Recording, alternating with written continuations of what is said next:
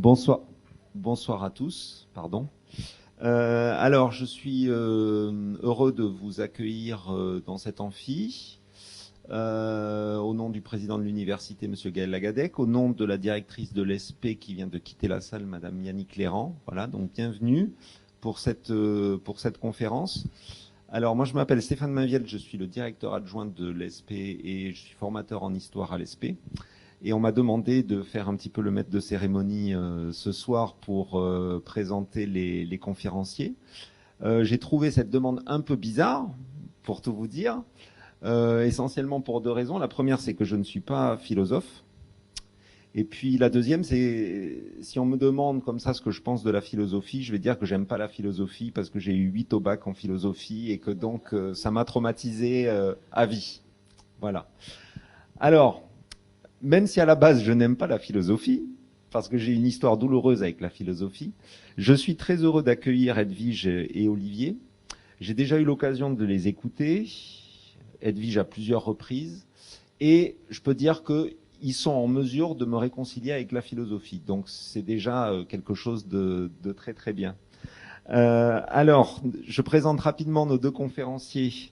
Donc à ma gauche, Edwige Chirouter, voilà, maîtresse de conférence, habilitée à diriger des recherches à l'Institut national supérieur du professorat et de l'éducation, l'INSPE, que vous voyez le logo là sur la diapo. Vous pouvez commencer à vous familiariser avec ce nom, puisque bientôt l'ESP de la Nouvelle-Calédonie s'appellera aussi l'INSPE de la Nouvelle-Calédonie, l'INSPE, pardon. Ah. Mais nous, en Nouvelle-Calédonie, on dira INSPE comme on dit surf. Voilà. Et donc, Edwige est philosophe de formation et depuis 2016, c'est ça? Elle est donc titulaire de la fameuse chaire UNESCO intitulée « Pratique de la philosophie avec les enfants, une base pour le dialogue interculturel et la transformation sociale ». Je suis désolé, j'ai pas appris le nom de la chaire par cœur. Voilà. À ma droite, j'ai Olivier Blond. Il a aussi un autre nom, mais voilà. Il vous le dira tout à l'heure. Moi, je vais vous dire juste Olivier Blond. Donc, Olivier, je ne sais pas si tu es philosophe de formation. On n'en a pas discuté. Voilà, il est philosophe de formation et lui a aussi une formation de professeur des écoles. Voilà. Donc, il participe aussi à la vie de cette chaire UNESCO. Il est inscrit en doctorat sous la direction d'Edwige. Voilà. Voilà, tout va bien. Et peut-être qu'il nous parlera un petit peu de sa thèse ou pas du tout, on ne sait pas. Peut-être pas ce soir, ok, bon, bah tant pis. Voilà. Donc j'ai remercié tout à l'heure Yannick Léran, la directrice de l'ESP, puisque sans elle, Edwige et Olivier ne seraient pas là. Et je voulais aussi remercier Séverine Ferrière, qui est maîtresse de conférence habilitée à diriger des recherches également à l'ESP de la Nouvelle-Calédonie, puisque c'est grâce à Séverine que Edwige et Olivier sont là. Voilà. Donc c'est un projet qui a pris à peu près 1 an pour s'organiser petit à petit entre les premiers contacts, etc., et puis être là aujourd'hui. Voilà. Donc je voulais la remercier parce que c'est un très beau projet d'avoir fait venir Edwige et Olivier. Je sais que pendant 15 jours, tu les as fait beaucoup travailler. Donc peut-être qu'ils sont un petit peu fatigués. Non, il vous reste de l'énergie, ok, c'est bien. Donc moi, je vais m'arrêter de parler maintenant. Remercier déjà les conférenciers pour tout ce qu'ils vont nous dire ce soir. Vous remercier aussi d'être venus ce soir pour les écouter. Voilà, bonne conférence à tous et merci.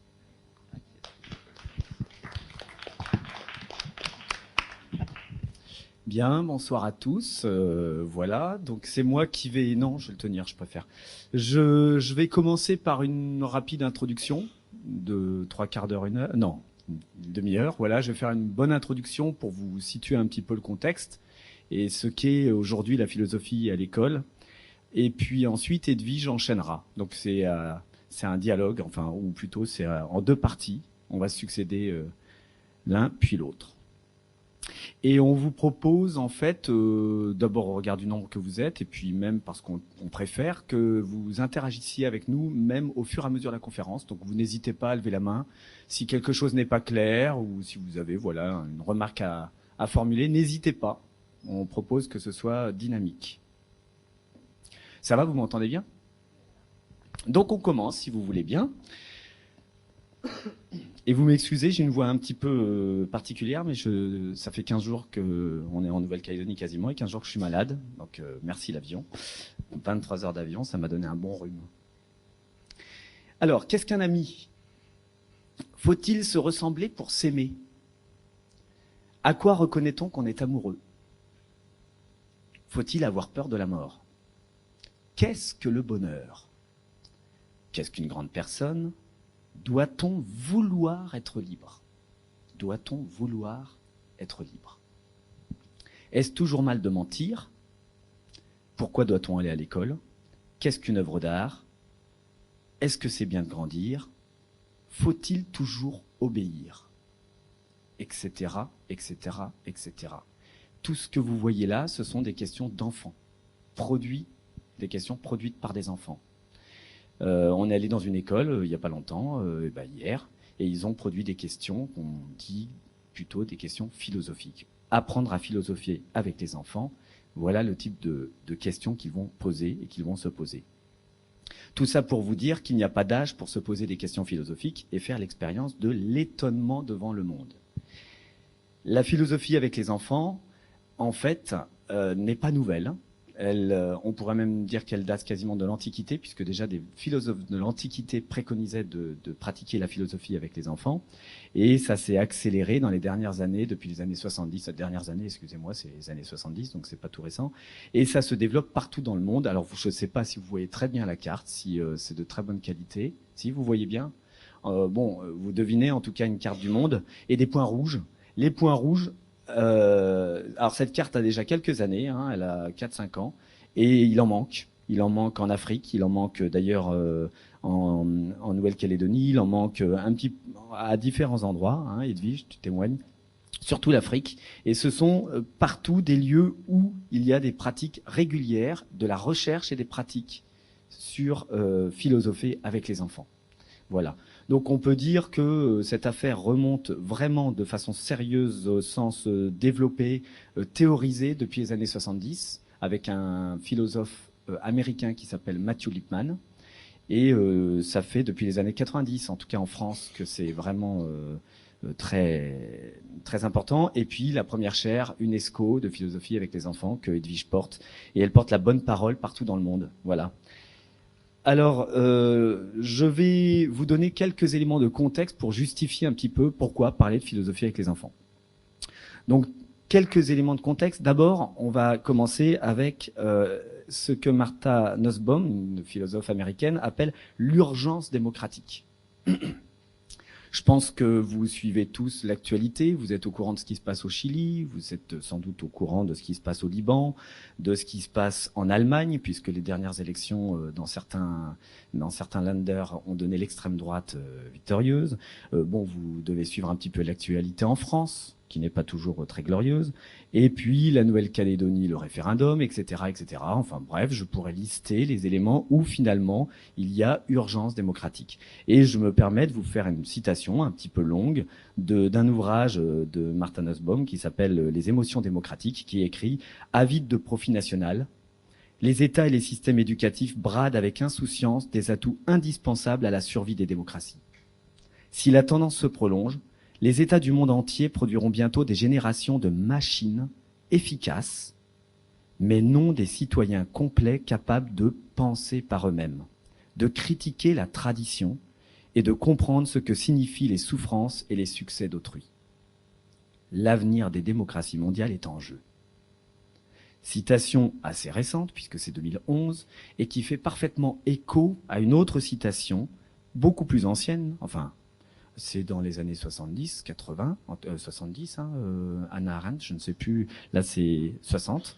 Hannah Arendt, philosophe allemande, qui écrit, donc déjà à cette époque, « Il est plus que probable que l'homme, dût-il perdre cet appétit de signification appelé pensée, et cesser de poser des questions sans réponse, verrait disparaître non seulement le pouvoir de fabriquer ces êtres de pensée qu'on nomme œuvres d'art, mais aussi celui de poser les questions auxquelles on peut répondre et sur lesquelles se fonde une civilisation. » Donc, premier élément de contexte, pourquoi parler de philosophie avec les enfants ?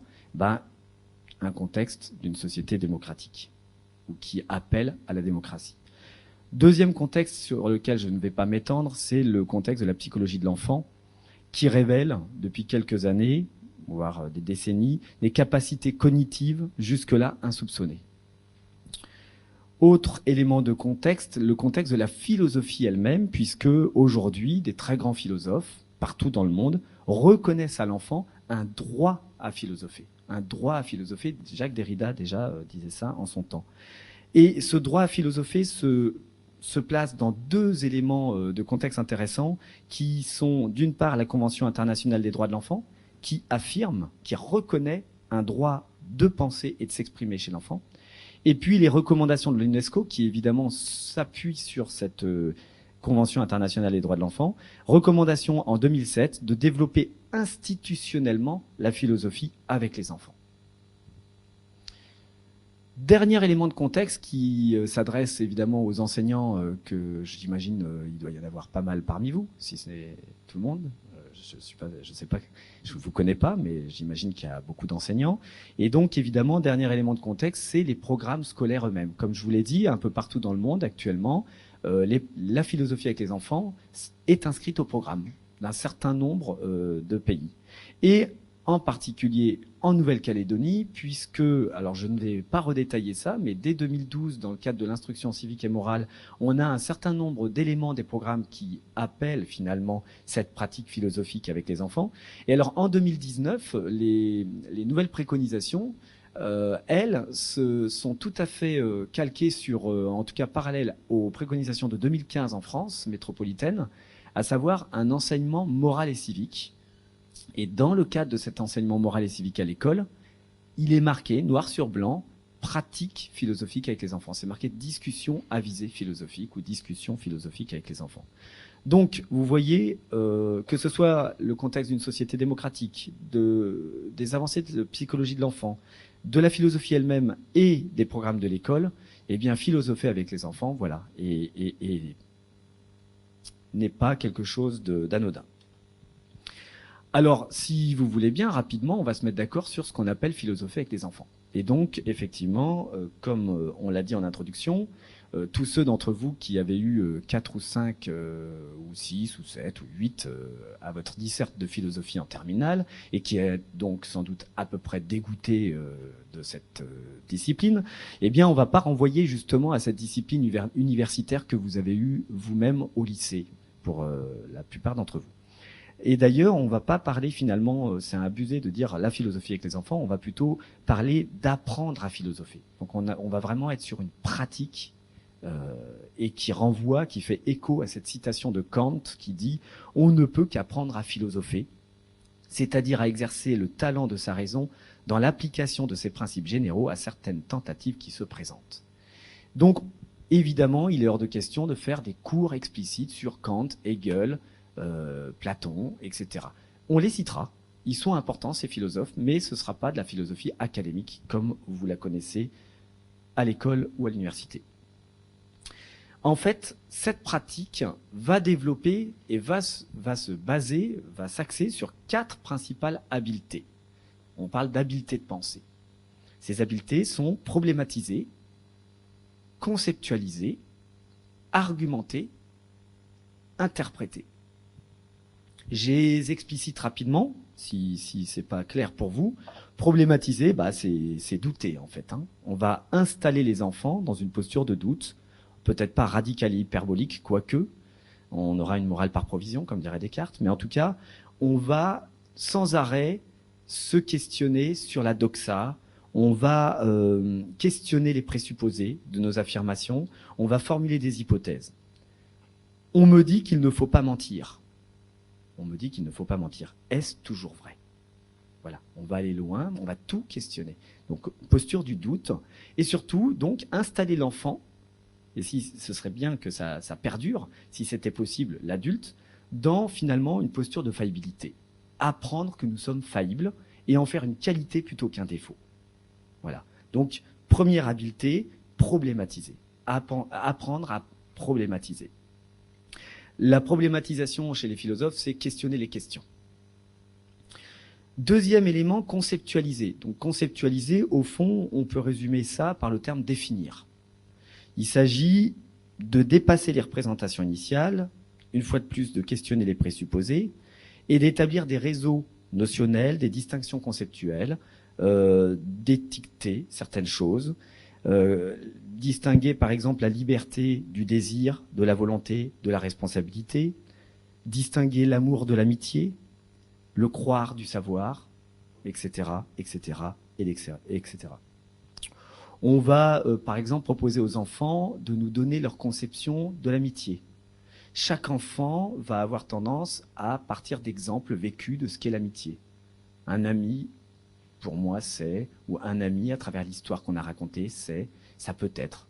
Et à partir de toute cette somme en extension d'exemples d'amitié, on va chercher le dénominateur commun et dégager ce qu'on appelle une définition en compréhension.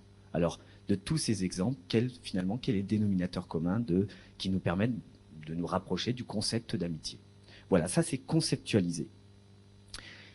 Troisième habileté de pensée, argumenter, et là je la développe pas trop parce que je pense qu'elle est claire pour tout le monde. Argumenter, on n'est pas dans l'ordre des croyances mais du savoir, et on est sur la rationalité. Voilà, donc connecteur logique, si, alors, car, etc.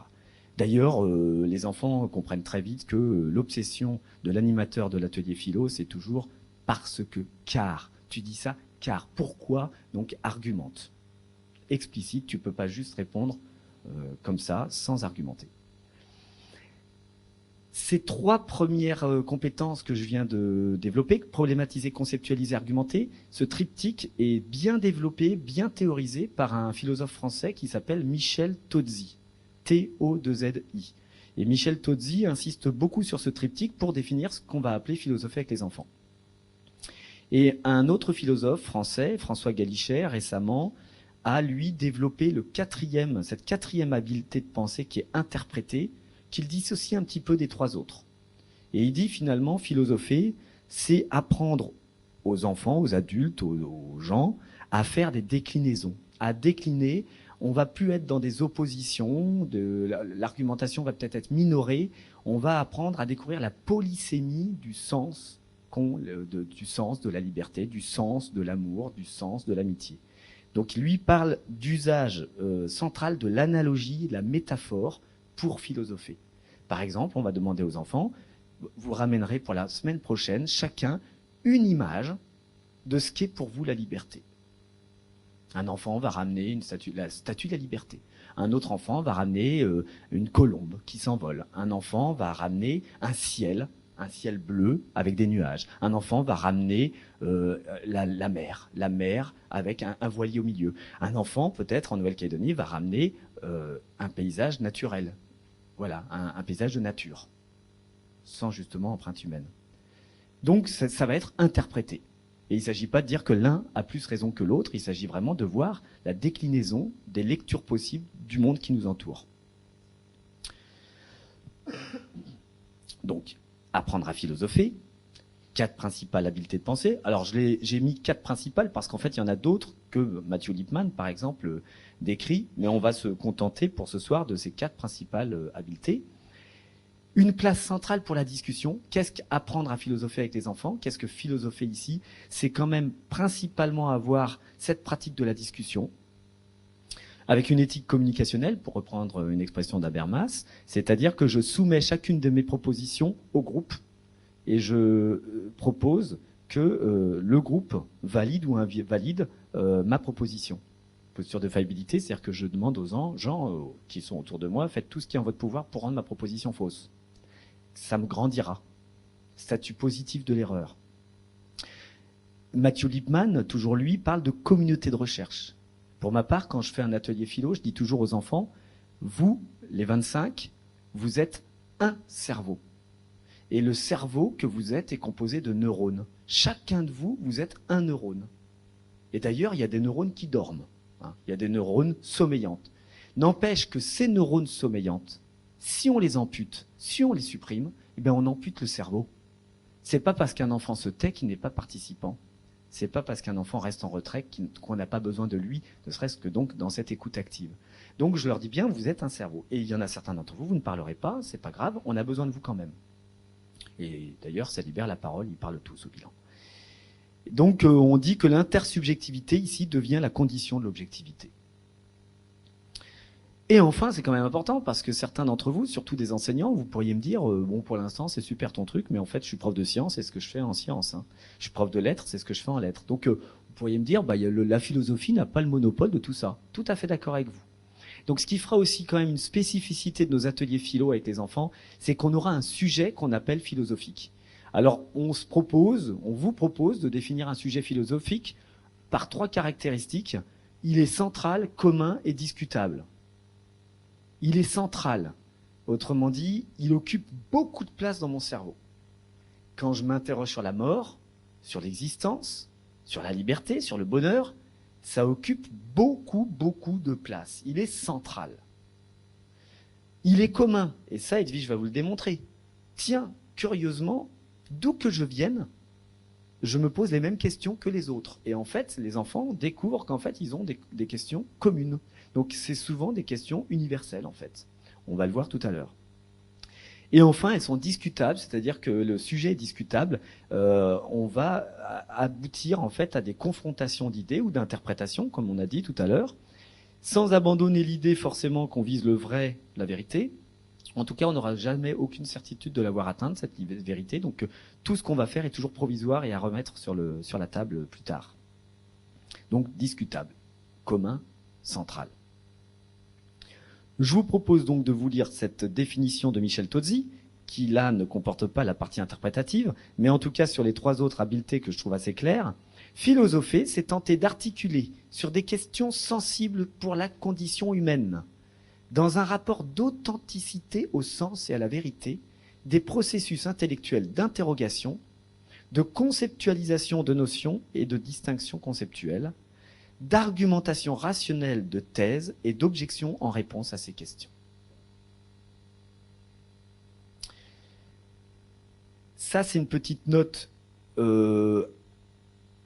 particulière, je pense, pour quand on intervient sur philosophie avec les enfants dans d'autres contrées que l'Europe et l'Occident, on va dire.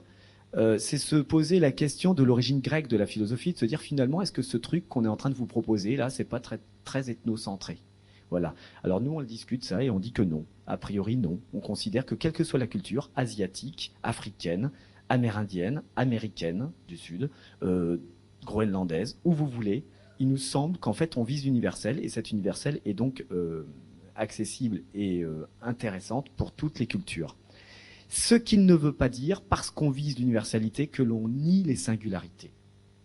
C'est ce qui me fait dire que notre pratique est particulièrement cohérente avec l'idée et le projet de destin commun. C'est-à-dire, finalement, viser l'universel sans viser l'uniformité, viser l'universel sans gommer les spécificités. La philosophie n'abolit pas les spécificités ni les singularités.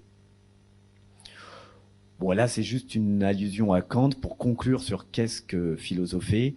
Kant, il résume le philosopher à 4 grandes questions. En fait, toutes les questions que les enfants vont poser, finalement, s'agglutinent autour de ces 4 grandes questions.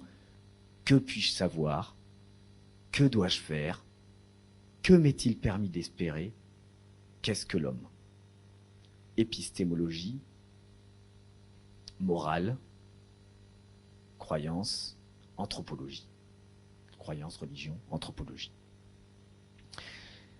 De cette définition que je vous ai proposée de philosopher, eh bien, on arrive en fait à une multiplicité de pratiques.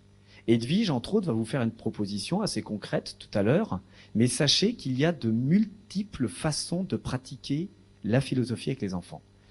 Cette diversité des pratiques n'abolit pas le dénominateur commun que je viens de définir avec vous du philosopher. Mais selon les praticiens des ateliers, on va avoir une omniprésence ou un quasi total effacement de l'animateur de l'adulte.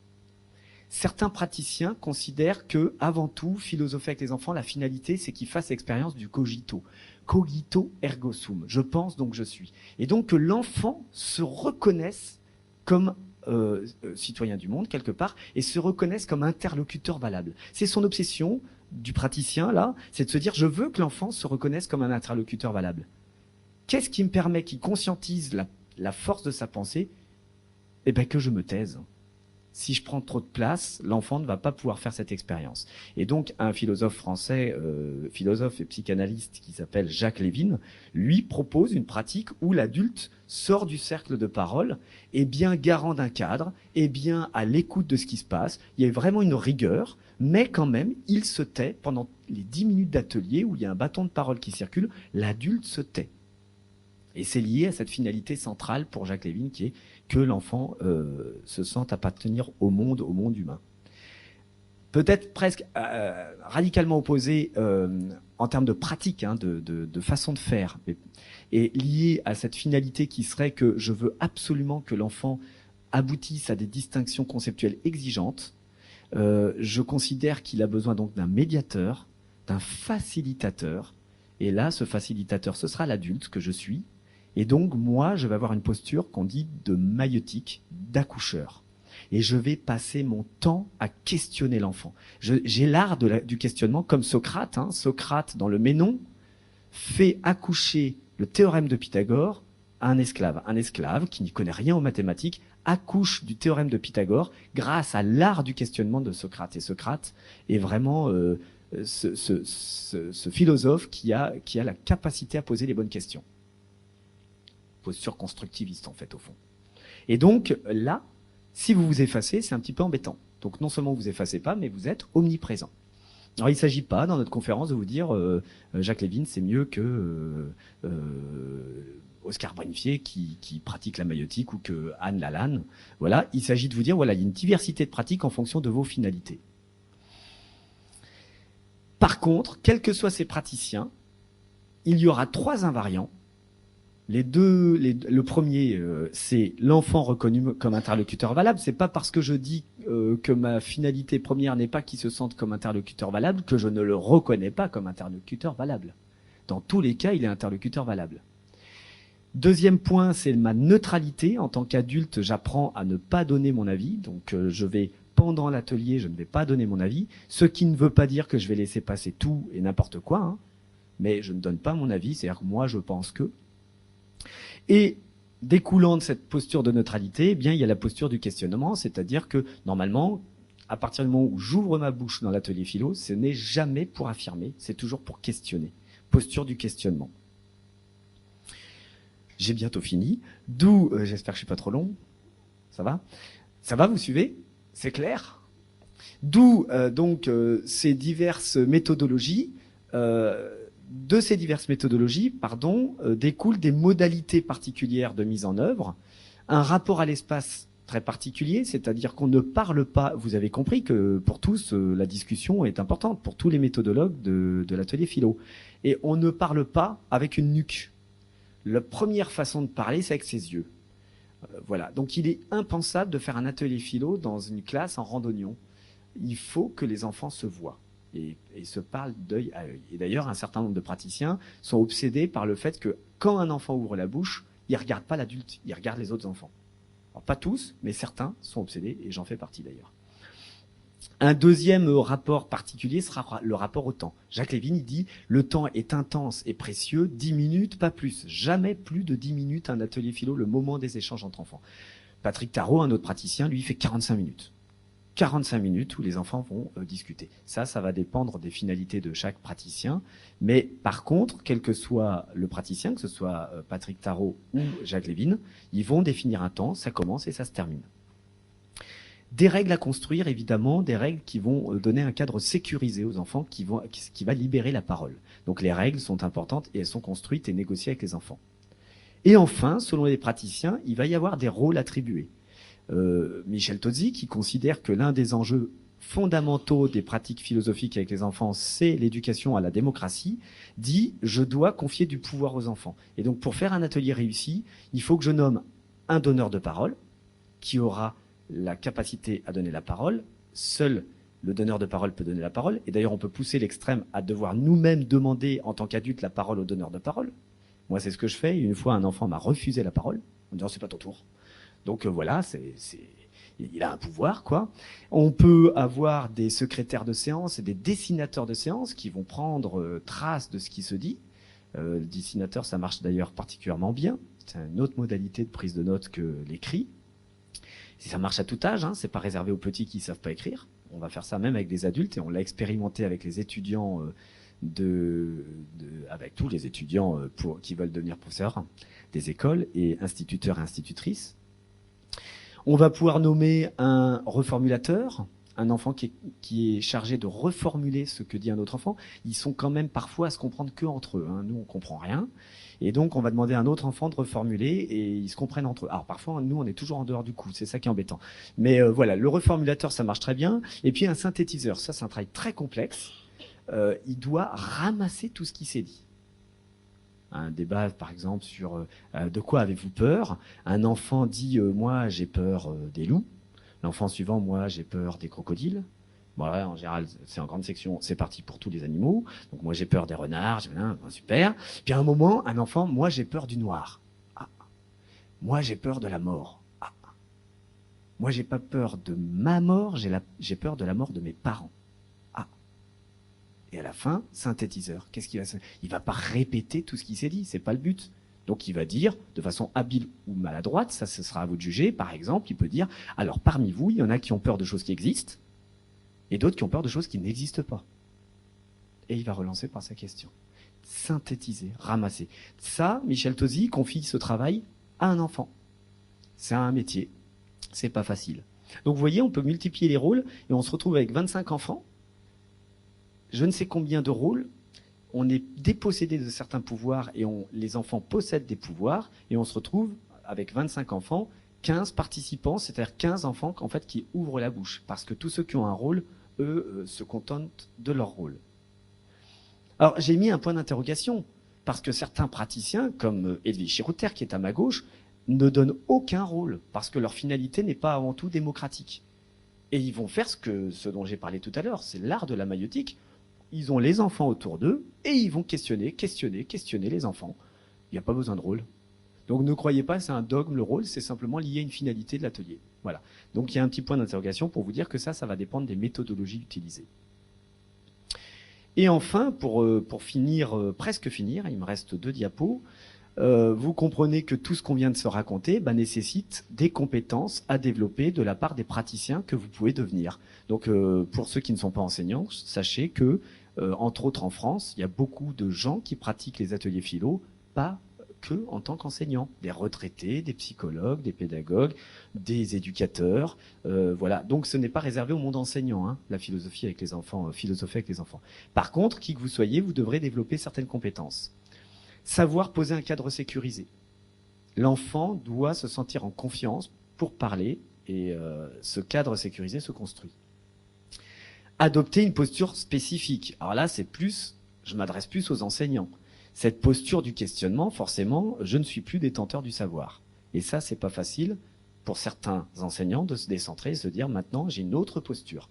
Et d'ailleurs, c'est intéressant parce que la pratique de la philosophie avec les enfants est très formatrice chez nos étudiants pour adopter finalement une posture enseignante. Parce que qu'est-ce qu'on attend des enseignants en général? C'est une posture un peu constructiviste, quoi. C'est pas tout le temps validé. Vous faites une résolution de problème en mathématiques et l'enseignant demande les procédures qui ont été générées par les élèves et un enfant prend la parole et l'enseignant a tendance à dire non, non. Qui a une autre proposition?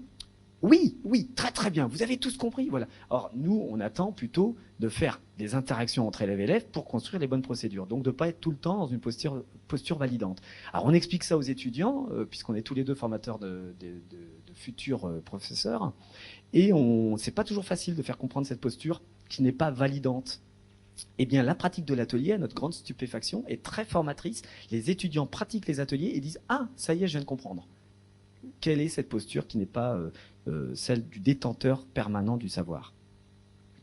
Évidemment, vous vous doutez qu'il faut maîtriser les habiletés qu'on demande aux élèves de développer, donc problématiser, conceptualiser, argumenter, interpréter.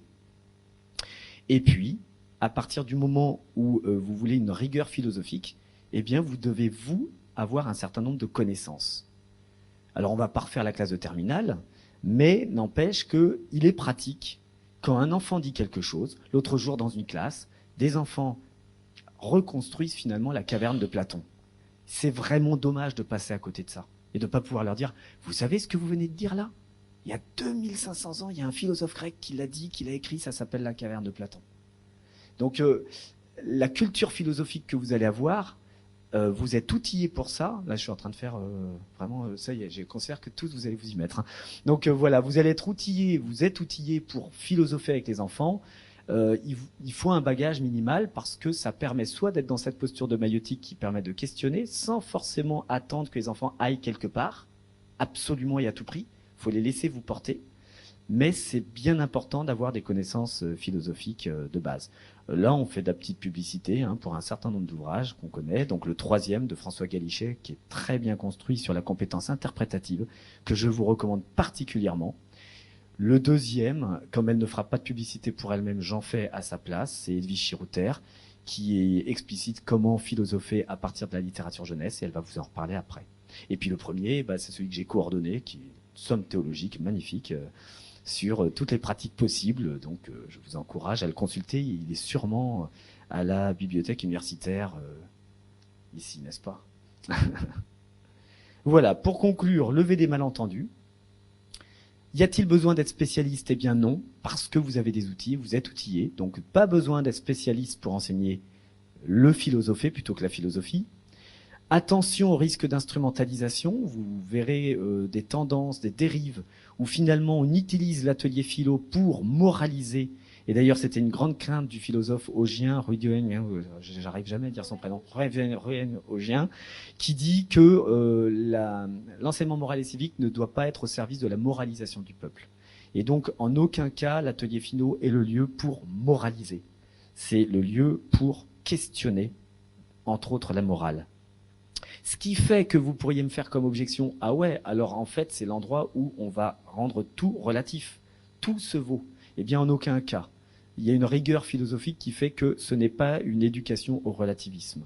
Entre autres, par exemple, par rapport au vrai et au faux, comme on disait tout à l'heure, on va demander à la communauté de recherche de faire tout ce qui est en son pouvoir pour rendre ma proposition fausse.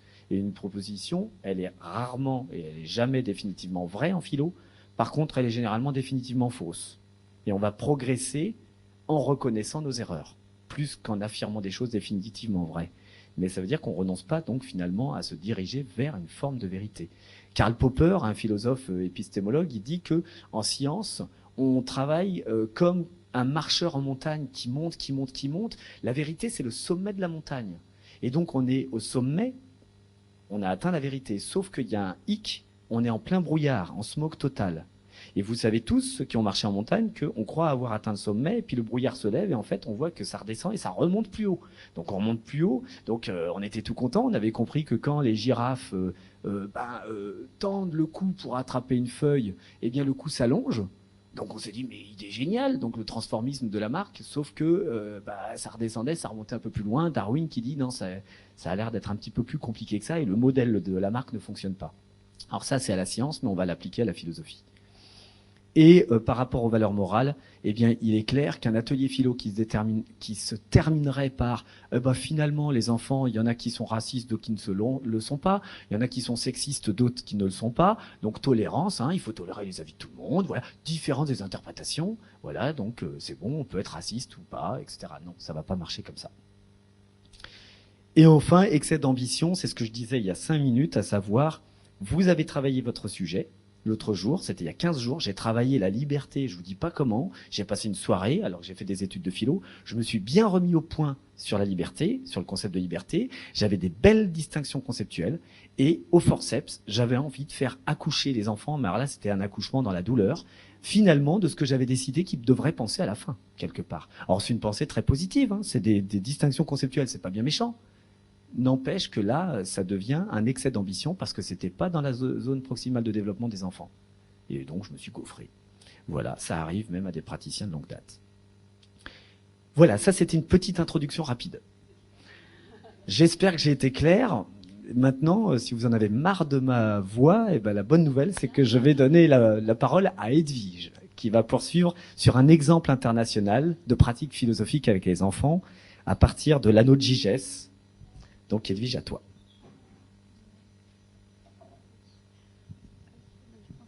Hop. Je vais essayer de... Vas-y. De ne pas avoir tenir le micro. Ça va, vous m'entendez? C'est bon? Ouais, super. Ok. Bon, à moi. Donc, merci Olivier. Merci encore à Séverine Ferrière d'avoir permis l'organisation de toutes ces actions que nous menons depuis 8 jours en Nouvelle-Calédonie. Donc, je vais vous montrer là ici un exemple particulier d'une recherche qui a été menée dans le cadre de la chaire UNESCO pratique de la philosophie avec les enfants. Donc, à partir, vous voyez, d'un atelier de philosophie, à partir d'un texte de Platon, l'Anneau de Gigès, qui se trouve dans la République, qui est moins connu que la Caverne, mais qui est un exemple de laboratoire de pensée. Voilà, je vous donne la référence d'un article que je viens de publier là sur cette recherche. Et avant de vous la décrire précisément, je vais vous donner un petit peu les hypothèses de mon travail de recherche. Comme l'a souligné Olivier, il y a des risques de dérive dans la pratique de la philosophie avec les enfants. Il y a 2 grands risques de dérive. Il y a le risque de la doxa, c'est-à-dire que l'atelier de philosophie, finalement, serait une espèce de café du commerce, comme on dit, hein, où tout le monde donnerait son avis, ses opinions, ses préjugés, une énumération d'exemples personnels, sans que ce soit jamais interrogé, examiné de façon rigoureuse. Ça, c'est le premier risque de dérive, hein. C'est un petit peu sous prétexte de vouloir donner la parole aux enfants, de leur laisser un espace d'expression libre. L'atelier dit de philosophie soit simplement en fait un atelier de discussion informelle. Bon. Le deuxième risque de dérive, c'est la leçon de morale. C'est-à-dire qu'on appelle l'atelier de philosophie ce qui est en fait de l'éducation à la citoyenneté. Et on voit bien des séances sur les thèmes de la différence, garçon-fille, le respect, la tolérance, qu'en fait, l'enseignant a envie de faire passer un message. Donc là, les 2 risques de dérive. Et donc, il faut absolument que l'animateur soit garant du caractère philosophique de l'atelier. Et là, pour essayer de se prémunir contre ces risques de dérive, il y a des dispositifs didactiques. Et là, je vais parler de l'hypothèse de mes recherches. C'est vrai que moi, je suis prof de philo, hein, donc c'est vrai que j'ai toujours comme une espèce d'épée de Damoclès ces 2 risques de dérive. Il faut absolument pas que les ateliers de philosophie soient ni le café du commerce, ni la leçon de morale. Donc, comment on fait? Et quels outils on donne aux enfants pour se prémunir aussi de ces risques de dérive? Donc, hypothèse, moi, de mes recherches, que je mène depuis 20 ans, sur la philosophie avec les enfants. Alors ça, c'est vraiment une hypothèse de prof de philo pur dur. Voilà. On ne peut pas apprendre à philosopher sans texte.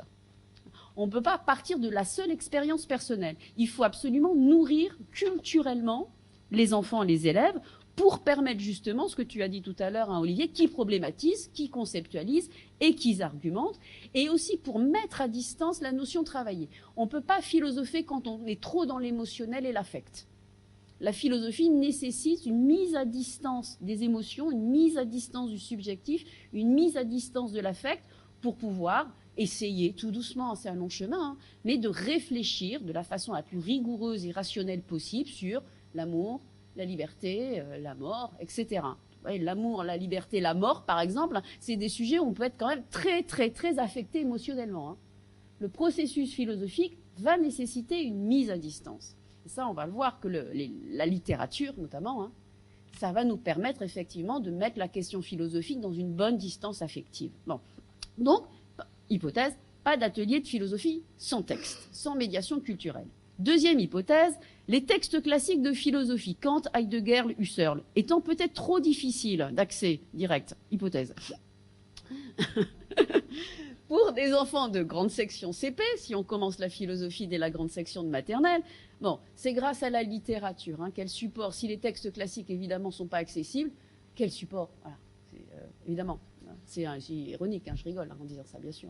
Même si, encore une fois, les philosophes, comme l'a dit Olivier, ne sont pas interdits dans les ateliers de philosophie. Moi, je vous ai ramené 2 de mes petites marionnettes qui se baladent partout dans le monde. Vous avez Socrate, il fait Platon, Épicure. C'est un pack philosophie antique. Et puis Kant. Voilà. Donc, on ne fait pas évidemment de cours sur les auteurs quand on fait des ateliers de philosophie avec les enfants. Par contre, il n'est pas interdit que quand un propos d'enfant résonne avec ce qu'a pu dire Kant, et ça arrive souvent. Quand on a une culture philosophique, on se rend compte que les enfants peuvent avoir des intuitions philosophiques extrêmement profondes, et c'est à ce moment-là qu'on peut dire, mais tu sais ce que tu viens de dire là? Il y a un philosophe, il s'appelle Emmanuel Kant. Mais là, vous sortez ma marionnette. Alors, moi, j'aime beaucoup citer les auteurs, hein, parce qu'on est en philosophie, et la philosophie, en tant que discipline scolaire, elle a aussi une histoire, il y a aussi des auteurs, et je ne vois pas pourquoi on se priverait de cet apport culturel auprès des élèves. Mais c'est sûr qu'on ne part pas d'eux, hein. On ne part pas avec un extrait de la raison, de la critique de la raison pure. Voilà. Donc la littérature. Alors, il est nécessaire, vous voyez, d'offrir aux enfants ce qu'on appelle des expériences de pensée, qui permettent de nourrir la réflexion, c'est-à-dire des récits, des albums jeunesse, des mythes, des films, pourquoi pas des séries, hein, vous voyez aussi, hein, des jeux, du photomontage. Bref, il faut passer par, encore une fois, des expériences de pensée. Il faut passer par ce que Paul Ricoeur, je vous montrerai la référence, appelle des laboratoires de l'imaginaire. Passer d'abord par le laboratoire de l'imaginaire pour ensuite débuter l'atelier véritablement de philosophie. Il n'y a pas de civilisation sans récit. Dès qu'il y a humanité, il y a légende, il y a conte, il y a mythe, il y a théâtre, il y a roman, il y a cinéma, il y a série. Hein. Le récit est consubstantiel de la condition humaine. Alors, juste pour développer cette idée, hein, pourquoi y a-t-il une universalité du récit dans l'humanité ? Alors ça, je m'appuie sur un philosophe qui s'appelle Paul Ricoeur, qui essaye de réfléchir hein, sur cette universalité du besoin. Pourquoi avons-nous besoin d'histoire, de nous raconter des histoires ? Ricoeur dit qu'il y a deux raisons principales. La première raison, dit Ricoeur, qui peut paraître la plus évidente, mais qui n'est pas la plus importante, c'est que le récit nous donne la possibilité de nous évader du réel. En gros, hein, je vous dis en gros, on va mourir, la condition humaine est tragique, c'est consubstantiel à l'humanité d'avoir cette connaissance du tragique de la condition humaine, et les hommes ont besoin de s'évader. Donc l'imaginaire va nous permettre d'oublier nos soucis, on va se vider la tête hein, en s'évadant dans l'imaginaire. Ça, c'est la première fonction. Deuxième fonction, dit Ricoeur, et c'est la plus importante, l'imaginaire ne nous permet pas de nous évader du réel, mais il nous permet bien au contraire de le comprendre. Pourquoi les hommes ont besoin de récits ? Non pas pour s'évader du réel, mais au contraire pour lui donner plus d'intelligibilité. Pourquoi ? Pourquoi on a besoin de l'imaginaire pour comprendre le réel ? Pourquoi le réel seul ne suffit pas pour le comprendre ? C'est simple à comprendre, dit Ricoeur. En tant qu'être humain, en tant qu'individu, ma connaissance de la condition humaine est forcément extrêmement limitée. Parmi tout ce qu'un homme, avec un grand H, hein, peut vivre dans son existence, moi, une vie chirotère, je ne vais vivre qu'une infime expérience possible. Je vais naître dans un pays particulier, dans une famille particulière, je vais faire un choix de métier particulier, je vais avoir des histoires d'amour particulières, bref, je ne connais que très peu de choses de la condition humaine. Donc comment, en tant que philosophe, je peux prétendre à réfléchir sur la condition humaine dans sa globalité, puisque moi je ne la vis pas, cette globalité. Et Ricoeur dit, comment en tant que philosophe je peux penser l'expérience du meurtre alors que dans ma vie, je n'en ai jamais commis. Je ne sais pas si vous. Voilà.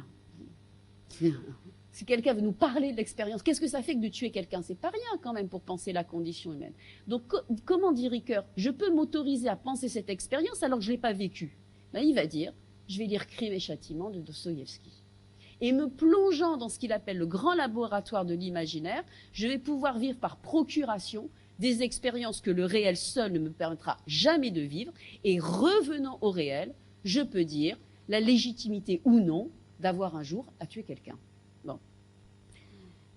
Donc, une des fonctions, c'est ce que j'ai mis là, une des fonctions essentielles de la littérature. Et quand je mets littérature, vous voyez, je mets les mythes de Platon, je mets les contes, je mets la littérature de jeunesse contemporaine, les légendes, les récits du monde entier. Ont pour fonction ces récits de nous aider à penser le monde. Les grands dilemmes, notamment, qui sont soulevés par les récits, invitent à la réflexion, bouleversent les évidences. Ah, j'y avais pas pensé. Qu'est-ce que j'aurais fait à sa place ? Antigone, vous faites quoi, vous ? Ah, c'est quoi la justice ? C'est quoi le devoir ? Quelle morale est la plus importante ? Cyrano, vous aidez son rival à séduire celle qu'il aime ? Il aide son rival à séduire Roxane. Vous faites ça, vous ? C'est de l'amour ? On peut être amoureux sans être jaloux ? Donc vous voyez, hein, la littérature, elle nous aide aussi à bouleverser des évidences et apporte donc de la complexité aux questions. Et donc la fiction n'est pas seulement une évasion de la réalité, mais elle nous permet au contraire de mieux la comprendre et de la penser. Je vous donne une citation de Paul Ricoeur que je trouve vraiment, mais absolument magnifique. « Les expériences de pensée que nous conduisons dans le grand laboratoire de l'imaginaire, quand on ouvre un livre ou quand on regarde un film, hein, sont aussi des explorations menées dans le royaume du bien et du mal. » C'est exactement ce qu'on va proposer aux enfants quand on va faire un atelier de philosophie à partir de l'anneau de Gygès de Platon. Sur l'anneau de Gygès, donc voilà, on y est. C'est une recherche qui est toujours en cours, qui a été menée auprès de 15 classes, mais donc il y en a plus, hein, il y a des classes qui se rajoutent, France, Luxembourg, Monaco, Turquie, Québec, Sénégal, Bénin, Mali, Côte d'Ivoire, Nouvelle-Zélande, Liban, entre 2016 et 2020, donc dans le cadre de la chaire UNESCO. Il s'agit ici d'aller regarder ce qu'on appelle les philosophèmes universaux. Vous imaginez bien qu'entre une classe de 15 élèves sur le rocher de Monaco et une classe de 80 élèves à Boïcon au Bénin, la différence, il n'y a pas de souci, il y en a. Hein. Voilà. On les voit tout de suite. Énormément de différences culturelles, économiques, sociales. Il n'y a pas de souci sur les différences, ça, elles sont bien visibles. Mais est-ce qu'il y a des universaux? Est-ce qu'en proposant à ces enfants les mêmes expériences de pensée, est-ce qu'on va retrouver les mêmes philosophèmes, les mêmes questions, les mêmes idées dans les corpus? On va voir. Je vous les présente, les élèves. Hein. Donc les classes du Sénégal, de Monaco, du Bénin, des classes de Côte d'Ivoire, du Liban, de Nouvelle-Zélande. Ils ont correspondu entre eux aussi, hein, vous voyez des lettres. Et Nouméa, c'était hier. Voilà, donc Gygès aussi en Nouvelle-Calédonie. Donc on va... Alors, je vous spoil tout de suite, hein, ils disent la même chose, hein, tous. Voilà. Et Nouméa ne fait pas exception à la règle, vous allez voir les tableaux. Bon, donc résultat de la recherche, à partir de l'anneau de Gygès, là vous voyez l'album dans les mains d'un élève du Bénin. Le dispositif donc est toujours le même. Dispositif didactique, pédagogique, toujours le même avec toutes les classes. Il y a les enfants sont en cercle, lecture de l'album jusqu'à ce que, je vous le fais, il était une fois Gygès, un berger qui était au service du roi. Un jour, au cours d'un violent orage, accompagné d'un tremblement de terre, le sol se fendit et il se forma une grande ouverture près de l'endroit où il gardait son troupeau. Donc un berger, un tremblement de terre, le sol qui s'ouvre en deux. Plein d'étonnement, il y descendit. Et que voit Gygès sous terre? Le cadavre d'un géant. Un géant mort. Et le géant porte à son doigt une bague en or. Gygès s'approche, dérobe l'anneau au doigt du géant, met l'anneau à son doigt et part sans prendre autre chose. Quelques jours plus tard, portant son anneau au doigt, Gygès se rend à une réunion avec les autres bergers, où ils discutent ensemble de l'état des troupeaux. Et là, je dis aux participants, donc vous imaginez les élèves hein, en cercle, Gygès, il est un petit peu comme nous aujourd'hui. Vous, vous êtes les autres bergers, et moi, je suis Gygès. Je montre ma bague. Préparation, non. La plus grosse possible, vous prenez. Voilà. Et que nous dit Platon? Gygès, pendant la réunion, il joue avec sa bague. Et, par inadvertance, nous dit Platon, sans le faire exprès, il tourne le chaton de la bague vers l'intérieur de la main. Aussitôt, il devint invisible. Et ses voisins parlent de lui comme s'il était parti. Étonné, Gygès retourne l'anneau, redevient visible. Donc il découvre que l'anneau a le pouvoir de le rendre invisible quand il veut. Vous voulez être invisible? On tourne l'anneau. On veut redevenir visible? On retourne l'anneau. Il y a toujours un cycle 3 qui vous dit ah, c'est comme le Seigneur des Anneaux. Oui. Tolkien s'inspire directement de l'anneau de Gygès dans La République. Un anneau qui a le pouvoir de l'invisibilité. À ce moment-là, j'arrête la lecture. Vous n'avez pas connu la fin encore. Hein. 2 questions. À ce moment-là, je dis aux enfants, dans 10 minutes, je vous lis la fin, mais vous vous mettez par petits groupes de 4-6 et vous allez déjà réfléchir entre vous et sans la présence de l'adulte. Ça, c'est important. Vous allez voir pourquoi. À votre avis, que va faire Gygès de ce pouvoir? Question classique. Hein. Et 2, et vous? Grand laboratoire de l'imaginaire, nous disait Ricoeur, pour explorer les limites du bien et du mal.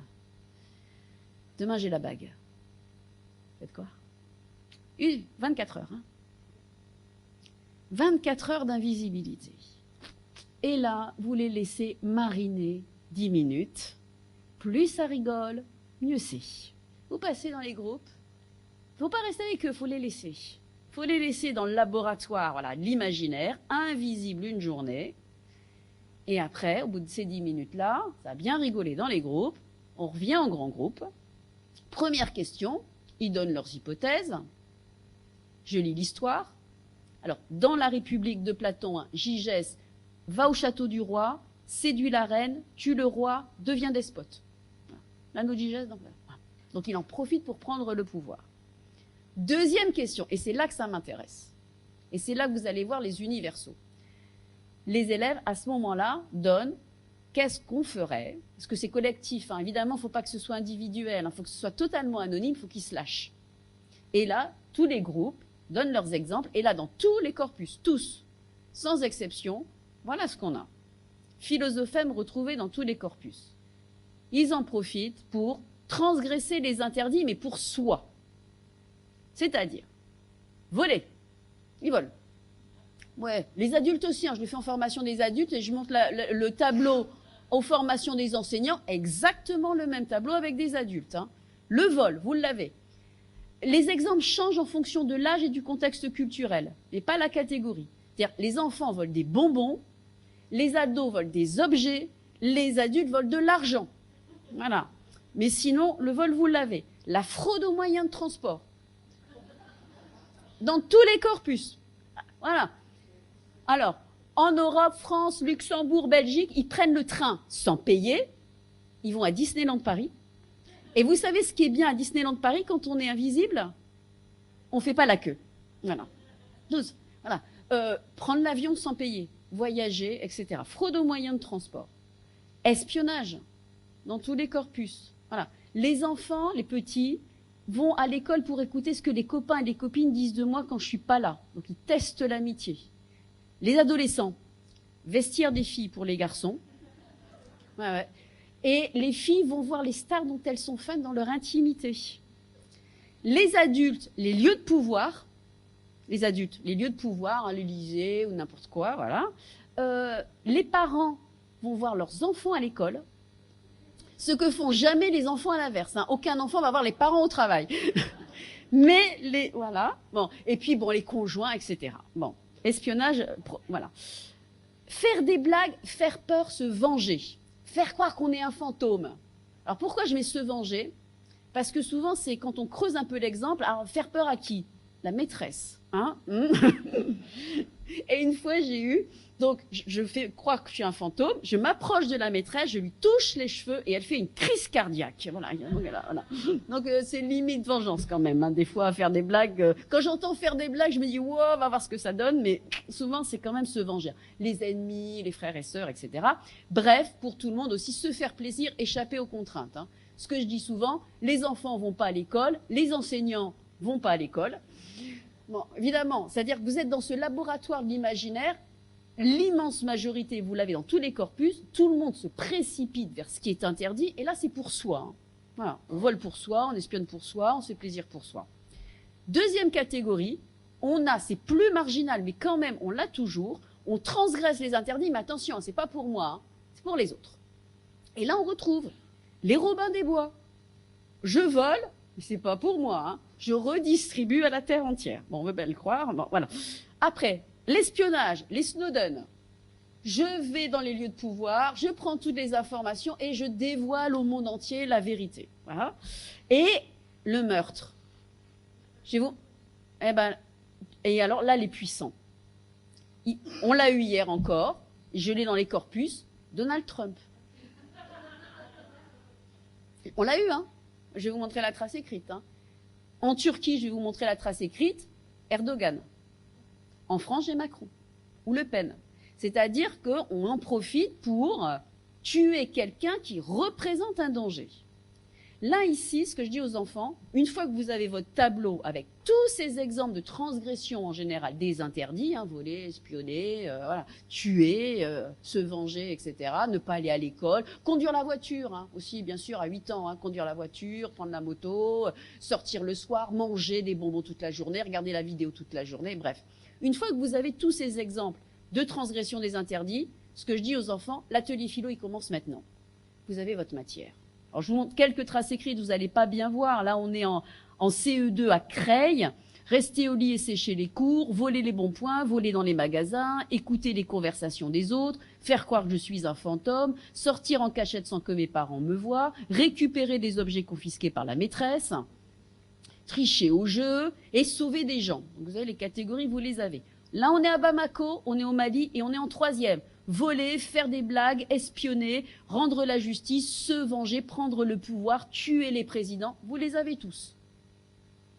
Là, on est en Istanbul, voler, frauder pour soi, pour les autres, espionner les lieux interdits, les professeurs, la CIA, tricher, tuer, se venger, faire la révolution, tuer le président. Les catégories, vous les avez. Et nous sommes à Nouméa hier. Et qu'est-ce qu'on a au tableau? Vous reconnaissez Gigès et puis ma marionnette de Socrate. Hein. Eh bien, qu'est-ce qu'ils font les enfants de Nouméa? Ils volent, ils espionnent, ils fraudent les moyens de transport. Exactement les mêmes catégories. Bon. Ce qu'on peut faire à ce moment-là, exercice possible, c'est ce qu'on appelle la cueillette de questions. Je dis aux enfants, maintenant l'atelier, il commence là. À partir de ce que vous venez de vivre, expérience de pensée, s'imaginer invisible une journée. Regardez votre tableau. Quelles questions ça pose? Quelles questions ça soulève? Dans le monde dans lequel on vit, on arrête avec la visibilité, tout ça, regardez. Vous imaginez une journée où vous pouvez faire en gros tout ce que vous voulez sans être puni. Regarde le tableau, quelles questions philosophiques ça soulève? On va faire une cueillette de questions et on vote. Sur quelles questions vous voulez qu'on discute? Je vous en montre 2. Istanbul, regardez, en 4e. Hein. Est-ce que le pouvoir change les hommes? Est-ce qu'on peut faire le mal pour le bien? Voler pour distribuer, tuer pour... Est-ce que le pouvoir rend mauvais? Peut-on mettre des limites aux lois? Est-ce que la société rend les hommes meilleurs? C'est un collège bilingue, turc-français. Le français n'est pas leur langue maternelle. Là, ici, mais vous voyez le type de questions qu'ils sont capables de formuler, et ils ont voté. Est-ce qu'on peut faire le mal pour le bien? Et on a mené la discussion sur cette question particulière. Nouméa, elle est toute fraîche, avant-hier, regardez, hein, des CM2 6e.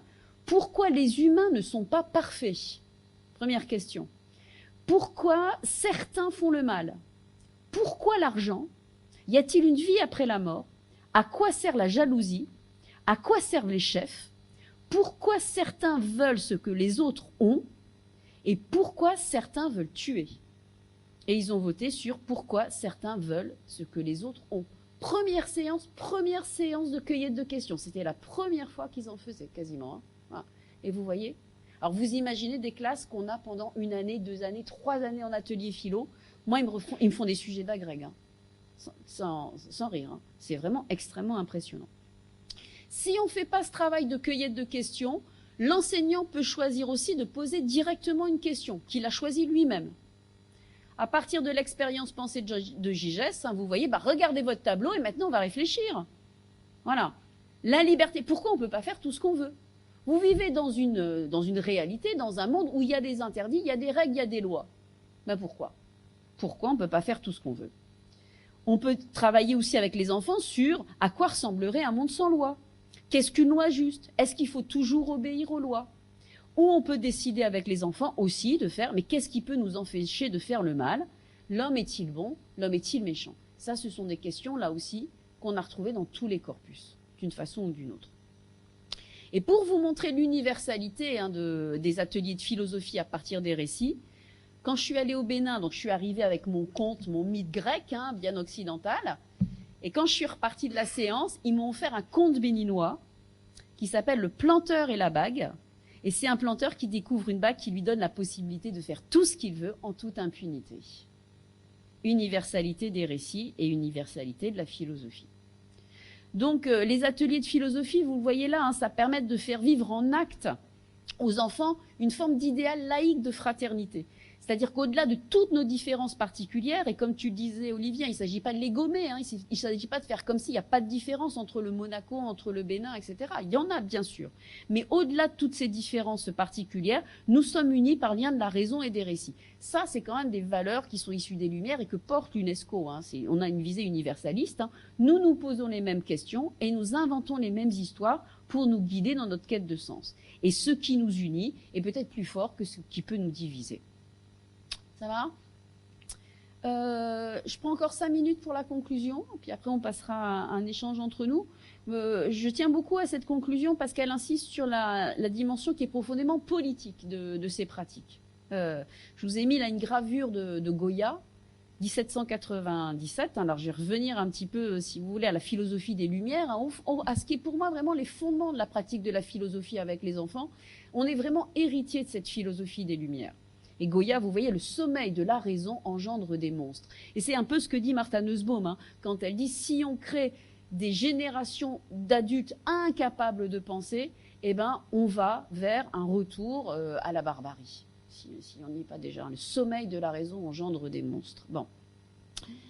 Pour les philosophes des Lumières, si je veux repartir de la philosophie des Lumières de façon très, très évidemment schématique, désolé pour les raccourcis, mais les philosophes des Lumières, je pense à Rousseau, Kant, étaient absolument persuadés. Il faut situer à l'époque, on est sous des monarchies de droit divin, l'instruction évidemment obligatoire n'existe pas, les gens ne vont pas à l'école, la seule parole politique, c'est la parole de l'Église catholique et de la monarchie de droit divin.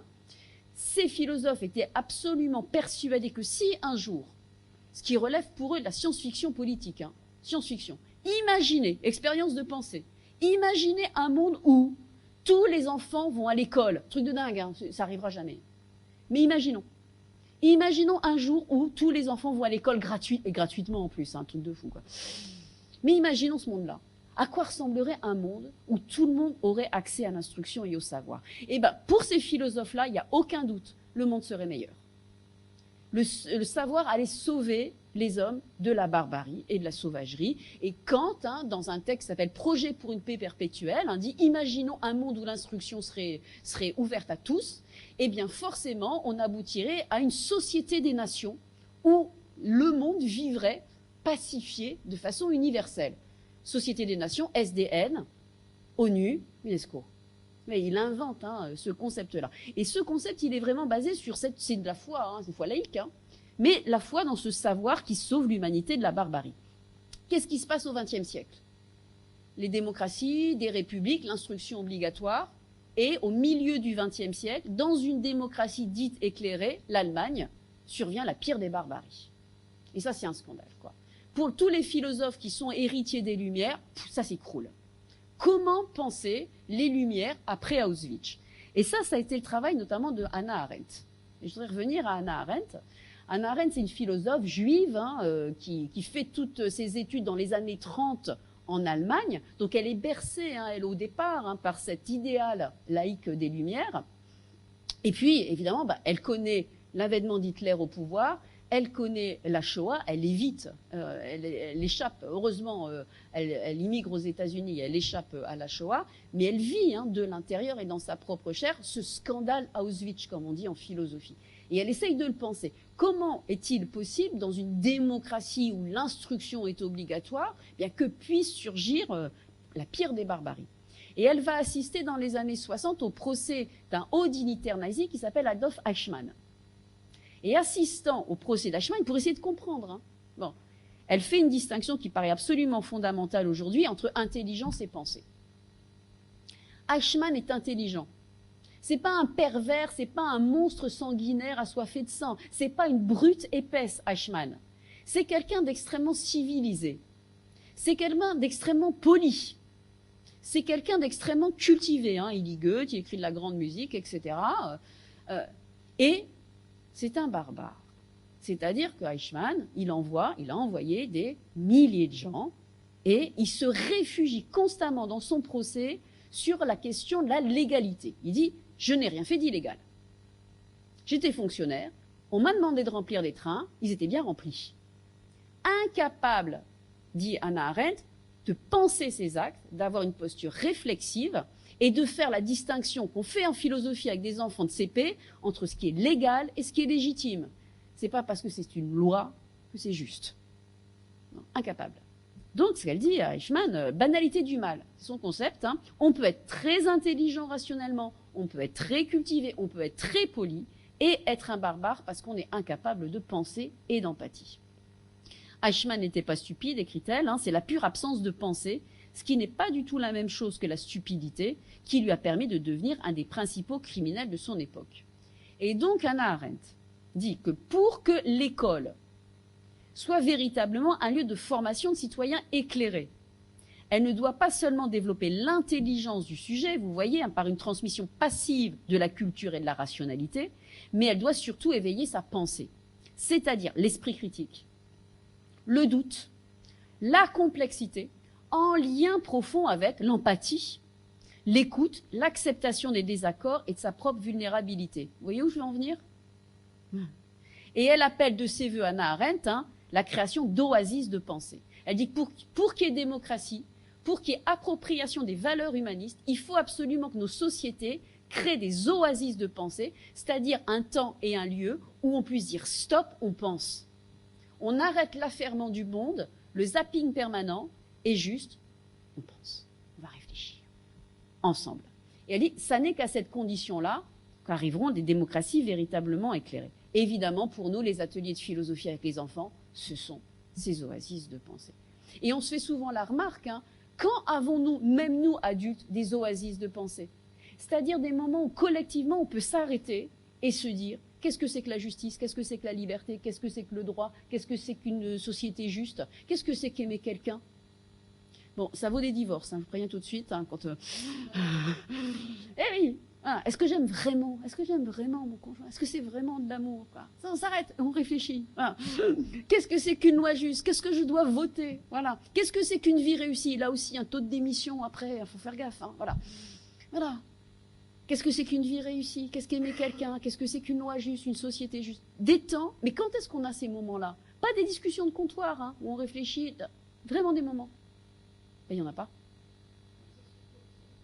Oui, mais justement, le soi-même, enfin, ce qu'il y a de formidable dans la pratique de la philosophie collective, c'est de décentration, c'est le regard de l'autre. J'y avais pas pensé, t'as peut-être raison, ah oui, finalement, c'est ça, qui permet de construire une pensée qui soit véritablement critique et complexe. Bref, je termine, promis, c'est ma dernière diapo, mais je vais vous montrer, c'est mon plus beau souvenir d'atelier philo en 20 ans.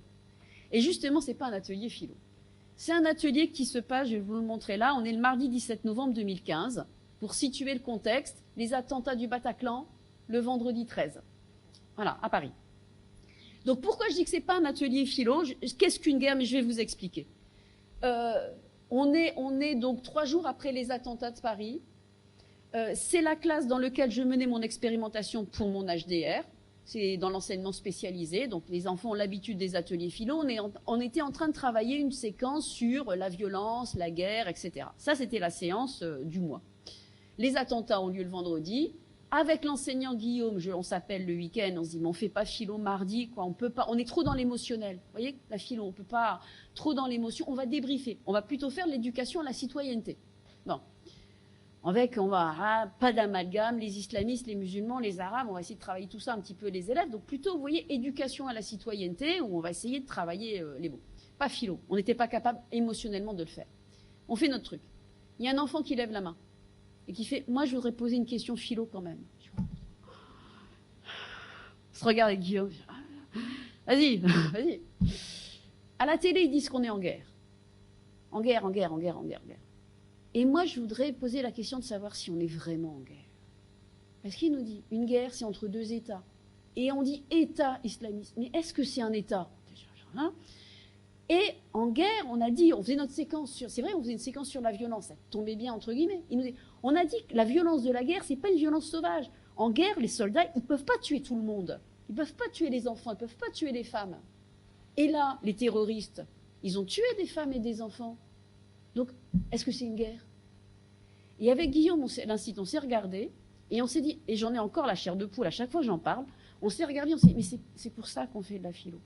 C'est que pour cet enfant de 8 ans, tout seul devant la télé, en boucle, en métropole, c'était 24 heures sur 24, les attentats et tout ça, que tout seul, devant la télé, il se soit juste posé la question, j'entends le mot guerre, et qui est fait, ah bon? Est-ce que c'est vraiment une guerre? Pour nous, c'est gagné. Pour cet enfant, pour nous c'est vraiment ce qu'on cherche. Donc c'est bien de démocratiser la philo à l'école et dans l'école, mais les effets qu'on cherche, évidemment, ils sont bien évidemment extrascolaires, ils sont profondément politiques. Voilà. Dernière phrase de l'UNESCO, promis c'est la dernière. Au-delà de toute participation d'ordre médiatique à une nouvelle vogue, parce que c'est vrai que c'est très à la mode, la philo avec les enfants, L'intérêt de la philosophie pour les enfants entre dans les préoccupations fondamentales de l'UNESCO en vue de la promotion d'une culture de la paix, de la lutte contre la violence, d'une éducation visant l'éradication de la pauvreté et le développement durable. Le fait que les enfants acquièrent très jeunes l'esprit critique, l'autonomie à la réflexion et le jugement par eux-mêmes les assure contre les manipulations de tout ordre et les prépare à prendre en main leur propre destin. Voilà. On a une page Facebook, on a un site internet. Welcome. Voilà. Voilà. Quelques ressources biblio, tu voulais dire il y avait des ressources bibliographiques, mais ça, le PowerPoint, de toute façon, vous l'aurez, hein, on le mettra à votre disposition, il sera sur le site de l'ESPE, et vous pourrez retrouver tous les manuels et ressources innombrables qui existent aujourd'hui pour préparer et animer des ateliers de philosophie. Voilà.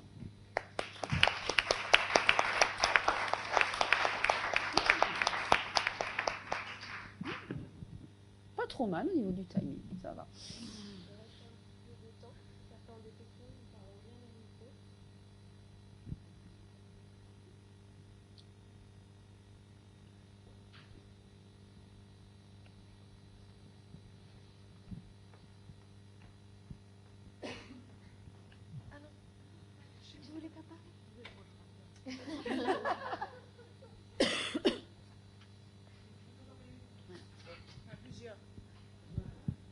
Alors, j'ai un peu compris la différence entre ce que vous disiez quand on parle d'atelier philosophique et ce que nous, on peut penser en tant qu'enseignants quand on fait des discussions philosophiques dans la classe. Je voudrais parler un petit peu de deux situations que j'ai pu rencontrer. Moi, je suis conseillère pédagogique en visite de classe chez des enseignants qui mettaient en place des discussions avec, en pensant bien faire de la philosophie, et notamment dans certains quartiers défavorisés où des enfants abordaient des sujets qui étaient douloureux, où ils parlaient un petit peu de leur expérience personnelle. Et souvent, les enseignants me disaient « mais qu'est-ce que je fais avec ça ? Comment je gère ça ? Je ne sais pas quoi dire. On me renvoie quelquefois des histoires de viol, d'attouchement. Et qu'est-ce que je fais ? Comment je gère ça ?» Donc, comment on gère ça ? En fait, alors gérer, c'est compliqué. Ce qu'on peut faire, c'est essayer d'éviter d'en arriver là. C'est-à-dire que, par exemple, poser comme condition... Moi, la première fois que j'anime des ateliers philo avec des enfants, systématiquement, j'ai un moment de discussion avec eux sur qu'est-ce qu'une discussion, quelles sont les conditions de notre exercice. Et je pose dans les conditions avec eux que ce sera quelque chose de public. C'est-à-dire qu'en fait, ce n'est pas un espace de confidentialité. L'atelier philo n'est pas confidentiel. Il y aura des traces, on fera des affiches sous le préau, dans la bibliothèque de quartier, dans la classe. Et donc, on installe bien cette idée que une condition de la pensée, c'est sa publicité. C'est ce que dit Michel Tozzi. Une pensée doit être publicisée. Et donc, ce n'est pas un espace où on est de l'ordre de l'intime. Ça, c'est le premier point. Le deuxième point, c'est ce qu'a expliqué Edwige. Le fait de partir de littérature jeunesse, mais peut-être tu vas redévelopper mieux que moi, mais le fait de partir d'expériences communes évite d'aller justement sur le terrain de l'expérience personnelle. Quand tu fais la note JGS, en fait, tu es en tant que JGS et plus en tant que toi. Ça, c'est un deuxième élément de réponse. Le troisième élément de réponse qu'on fait souvent aux débutants, c'est aborder, quand vous commencez, aborder ce qu'on appelle des thèmes positifs. C'est vrai que pour ma part, quand je vais les voir pour la première fois, je ne vais pas aborder des thèmes qui sont pourtant hautement philosophiques, mais je ne vais pas aller vers Dieu, la mort. Voilà, je vais plutôt aller vers conception du bonheur, conception de la peur. La peur, c'est pour moi un thème positif dans le sens où il y a des peurs positives. Mais donc, dans le sujet abordé, dans le caractère public, et donc éviter ce malentendu. C'est pas. Alors vous allez me dire, souvent les gens que je forme me disent ah mais c'est dommage parce que si tu dis que ici tout ce qui va se dire se saura entre guillemets, tu vas faire en sorte que les enfants vont pas s'autoriser à dire des trucs quoi. Et je réponds oui, c'est ce que je veux. Je suis pas psychothérapeute et on n'est pas dans une psychothérapie de groupe. Donc quelque part oui, je n'ouvre pas une boîte de Pandore. Voilà. Par contre, il est vrai que dans nos pratiques d'atelier philo, très fréquemment, il y a des choses comme ça qui sortent. Parce qu'ils sont dans un cadre sécurisé, que voilà. Donc il y a des choses comme ça qui sortent. Alors là, en l'occurrence, on est obligé d'accueillir, mais c'est compliqué. c'est compliqué à gérer. Et le fait d'avoir installé l'idée que c'est un lieu public, bah, l'enfant, en fait, il se confie pas vraiment. Bon, et souvent, il appelle au secours. Et plus il est petit, et plus c'est compliqué parce il va avoir du mal à rentrer. C'est pour ça que je trouve que l'entrée par les albums est super intéressante parce qu'elle permet de décentrer. Mais en même temps, les tout petits, ils sont sur eux, donc très rapidement. Ouais, c'est vraiment un ils vont étayage. revenir à eux. Moi, dans mon dispositif, très concrètement, comment je travaille toujours au moins un mois sur le même thème. Voire 6 semaines, 6 semaines sur le bonheur, après 6 semaines sur la liberté, 6 semaines sur l'amour, l'amitié, etc. Et il y a, pour la première semaine, je mène pas, les enseignants avec qui je travaille, c'est pas toujours moi évidemment, je travaille avec des équipes, il n'y a pas d'atelier de discussion la première semaine. Il y a lecture gratuite, plaisir, d'une dizaine d'albums de littérature de jeunesse, où on regarde des extraits de films, où on affiche des photos, des peintures, etc. Les enfants savent que l'atelier philo du mois portera sur la question du bonheur. Et à un moment de la classe, on dit, tiens, on va lire une histoire pour l'atelier philo de la semaine prochaine. Et quand ils arrivent pour la semaine suivante, pour le premier atelier philo sur le thème, ils ont déjà 5-6 albums au moins en commun, qui sont au centre du dispositif. Et donc, on va inciter les enfants à réfléchir essentiellement à partir des histoires, des films, des affiches, des photos qui ont été lues en amont du premier atelier philo. C'est pas parce qu'on les incite. Et après, vous voyez, moi, dans mon dispositif, j'arrive toujours avec une nouvelle histoire, comme JGS, et on va passer beaucoup de temps sur l'histoire. C'est-à-dire, c'est jamais une histoire prétexte. C'est pas je lis l'histoire puis on passe au thème. C'est on va le travailler. Vous faites quoi? Vous connaissez sûrement Yacouba, l'album en littérature de jeunesse qui est dans la liste cycle 3. Bon, on va s'arrêter, mais alors, au moment où il y a le dilemme, il va faire quoi? Qu'est-ce qu'il doit faire? Donc, je passe beaucoup de temps sur le débat interprétatif. Vous voyez, il y a une très grande porosité entre le débat interprétatif en littérature et le débat philosophique. C'est-à-dire que les enfants vont être, bon, Yacouba, il va faire ça, tac. Et ça amène à les faire réfléchir sur la justice, sur le courage, mais pas en partant de l'expérience personnelle. Moi, c'est ce que je dis souvent à mes étudiants. Si l'atelier philo, c'est pas justement un déballement de l'intime, c'est pas ça un atelier philo. Si vous ne donnez pas, vous ne nourrissez pas culturellement les élèves et que vous arrivez à atelier philo, on arrive, il n'y a rien il n'y a pas de nourrissage en amont, vous leur dites, bon, c'est quoi la peur? De quoi ils vont parler? D'eux. Alors que si on leur donne en amont des albums, des films, etc., et qu'on les incite, alors dans cet album-là, ce personnage-là, évidemment, il se décentre. Mais ça s'apprend, c'est pas du premier coup. Merci.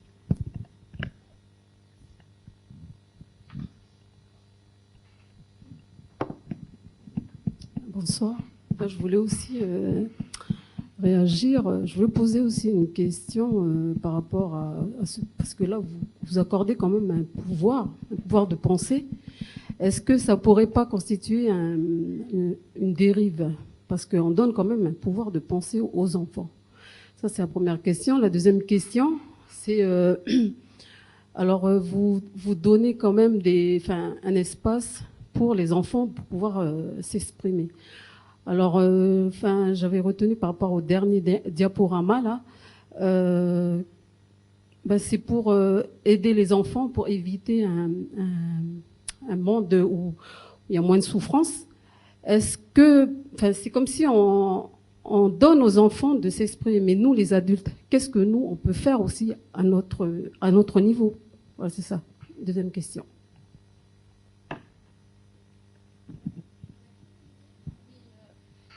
Qu'est-ce que vous appelez dérive du pouvoir de penser? En fait, parce que vous parlez tout à l'heure par rapport à comment l'éducation, ça apporte, éduquer les enfants. Alors, je pense par exemple l'attentat des 2 tours là, qui s'est, le 11 septembre. C'est celui qui a fait ça, c'est quelqu'un qui a fait des études. Voilà, c'est un peu ça. Voilà. Et je voulais savoir si ça peut pas constituer une dérive. C'est juste une question par rapport au pouvoir de penser, juste au pouvoir de penser. Parce que c'est quand même, c'est des débats. Je veux dire, tuer, par exemple, c'est grave. Mentir, c'est une question. Ah ben, là, il faut vraiment bien. Alors, je vais prendre une position un petit peu radicale, c'est-à-dire en philosophie, on a le droit de penser tout ce qu'on veut tant que c'est examiné de façon rationnelle. La philosophie, elle n'est pas là pour donner une morale particulière. On a absolument le droit de dire en philosophie que c'est très bien de mentir, c'est très utile dans la vie. Franchement, les menteurs, ils réussissent vachement mieux que ceux qui sont honnêtes. Donc le mensonge, c'est une bonne base pour réussir dans la vie. Philosophiquement, ça tient. Voilà. Puis on a le droit de penser que, voilà, on peut être conscient en disant il faut toujours dire la vérité, quelles que soient les circonstances, hein, même si la personne risque de mourir, moi je ne mentirai jamais. C'est conscient, voilà. Alors vous avez les deux extrêmes, mais on a le droit aussi. Et puis on a le droit de dire aussi, ouais, mais ça dépend du mensonge. Puis on va examiner quelles peuvent être les situations où il y a des circonstances où le mensonge est un moindre mal. Lesquelles? Voilà. Donc en philosophie, vous voyez, on n'est pas là pour dire aux enfants c'est bien de mentir tout le temps, on n'est pas là pour leur dire c'est pas bien de mentir tout le temps, on n'est pas là pour dire mais c'est bien de mentir dans telle circonstance, on est là pour que chacun se fasse sa propre opinion. Penser par soi-même, c'est ça le but de la philo. Bon. Et même si, au bout du compte, celui que j'ai en face de moi, il pense pas comme moi. Mais si c'est examiné de façon rationnelle, ça tient. Un adolescent a droit en atelier philo de dire la loi du plus fort, c'est la meilleure. T'es sûr? T'as bien réfléchi? T'as pensé aux conséquences? Oui? Tu souhaiterais vraiment vivre dans un monde où la loi du plus fort, c'est la meilleure? Oui. Tout bien réfléchi, je le pense. Tu as raison de le penser. Voilà. Donc, là, encore une fois, vous voyez, on n'est pas là pour faire passer un message particulier, on est là pour que chacun pense par lui-même, même si ce qui finit par penser est parfois même en contradiction, voire radicale, avec moi, ce que je peux défendre. La toute petite divergence que j'aurais là, c'est que je rajouterais pas tu as raison de le penser. Mais tu le penses. On dit aux enfants tu penses ce que tu dis ce que tu penses. Voilà, peut-être deux éléments par rapport à la question, si j'ai bien comprise. Je suis pas sûr, mais en France, au moment où on a encore des attentats, il y a eu cette injonction d'être Charlie. Je sais pas si vous voyez, il y avait des vignettes noires, on était tous Charlie au moment de l'attentat de Charlie Hebdo. Et en fait, cette injonction d'être Charlie, elle a été terrible dans les établissements, parce qu'il y a des gamins, ils n'étaient pas Charlie, et ils n'avaient pas le droit de le dire. Et en fait, ça a créé plus de problèmes que de solutions. Donc l'idée quand même de l'atelier philo, c'est oui, de permettre à un enfant, un adolescent, d'accoucher de toutes ses pensées. Donc moi, je suis presque satisfait quelque part qu'un enfant, par exemple, accouche et soit capable de dire qu'il est raciste. Je veux pas surtout pas qu'il le garde pour lui. Donc si l'atelier philo, c'est pas le lieu de l'intime, par contre c'est le lieu où on dit ce qu'on pense et on pense ce que l'on dit. Donc moi je suis raciste, moi je pense que c'est la loi du plus fort, moi je suis sexiste. Ça m'est arrivé très fréquemment dans mes ateliers philo d'avoir des garçons qui pensaient que clairement l'homme est supérieur à la femme. Et bien je veux que ça se dise. Donc s'il y a de la pensée interdite, c'est très embêtant. Et en fait, là où j'ai confiance, et c'est ce qui s'est révélé en tout cas dans mes 20 ans de pratique, et je ne suis pas le seul, c'est que comme on est dans une communauté de recherche, ça ne tient pas la route, honnêtement. Les pensées sexistes et racistes ne tiennent pas la route par rapport à la communauté de recherche. J'ai jamais vu un groupe, une communauté de recherche aboutir à valider une pensée raciste ou sexiste. Donc il y a cette confiance qu'on a aussi dans le collectif, parce qu'on est sur l'argumentation. Et puis il y a l'autre élément, là c'est Michel Tozzi qui explique qu'on ne vit pas, et les enfants ne vivent pas dans un monde aseptisé, et que quelque part, oui, on les confronte en tant qu'enfants à des choses difficiles. Alors certains disent, ouais, c'est le monde adulte, quoi. Faut les préserver de ça. Les préserver, à notre avis, ce n'est pas les préparer. Donc c'est sûrement pas en les élevant dans un monde aseptisé qu'on les prépare à devenir des adultes futurs. Donc voilà, c'est 2 éléments de réponse supplémentaires.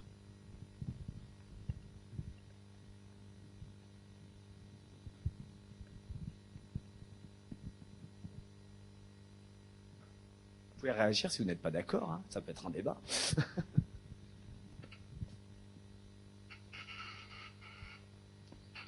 Parce qu'il y avait aussi la question tout à l'heure parfois qui est abordée tout à l'heure dans mon diaporama. Au début, vous avez vu, on a mis questionner les traditions. Et ça peut chiffonner. Est-ce qu'il faut vraiment tout discuter?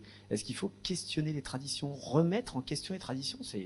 Alors là, il faut distinguer le pouvoir de la pensée aussi, et puis le pouvoir de l'action, hein. C'est pas parce que je questionne que je suis désobligeant et que je ne respecte pas le fonctionnement de la société. Mais la philosophie, c'est vrai, elle n'a pas de limite.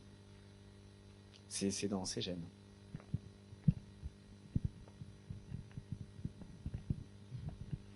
Moi, c'est pas une question, c'est juste une réflexion. Mais c'est vrai qu'aujourd'hui, à l'ère du numérique où les informations circulent à la vitesse de la lumière ou presque, l'esprit critique, il est juste indispensable. Donc apprendre à douter, apprendre à se poser les bonnes questions. Il n'y a plus de filtre, on accède à tout et n'importe quoi en 3 clics. Et du coup, c'est presque un devoir national, quoi, d'éduquer les enfants à philosopher et penser. C'est en ce sens aussi. Alors, c'est vrai qu'on fait beaucoup la distinction, vous l'avez vu, entre éducation, la citoyenneté et philosophie en disant que c'est pas la même chose. Mais bien évidemment, la pratique de la philosophie, en développant le doute, en développant le questionnement, en développant l'argumentation, la problématisation, c'est une arme pour la citoyenneté.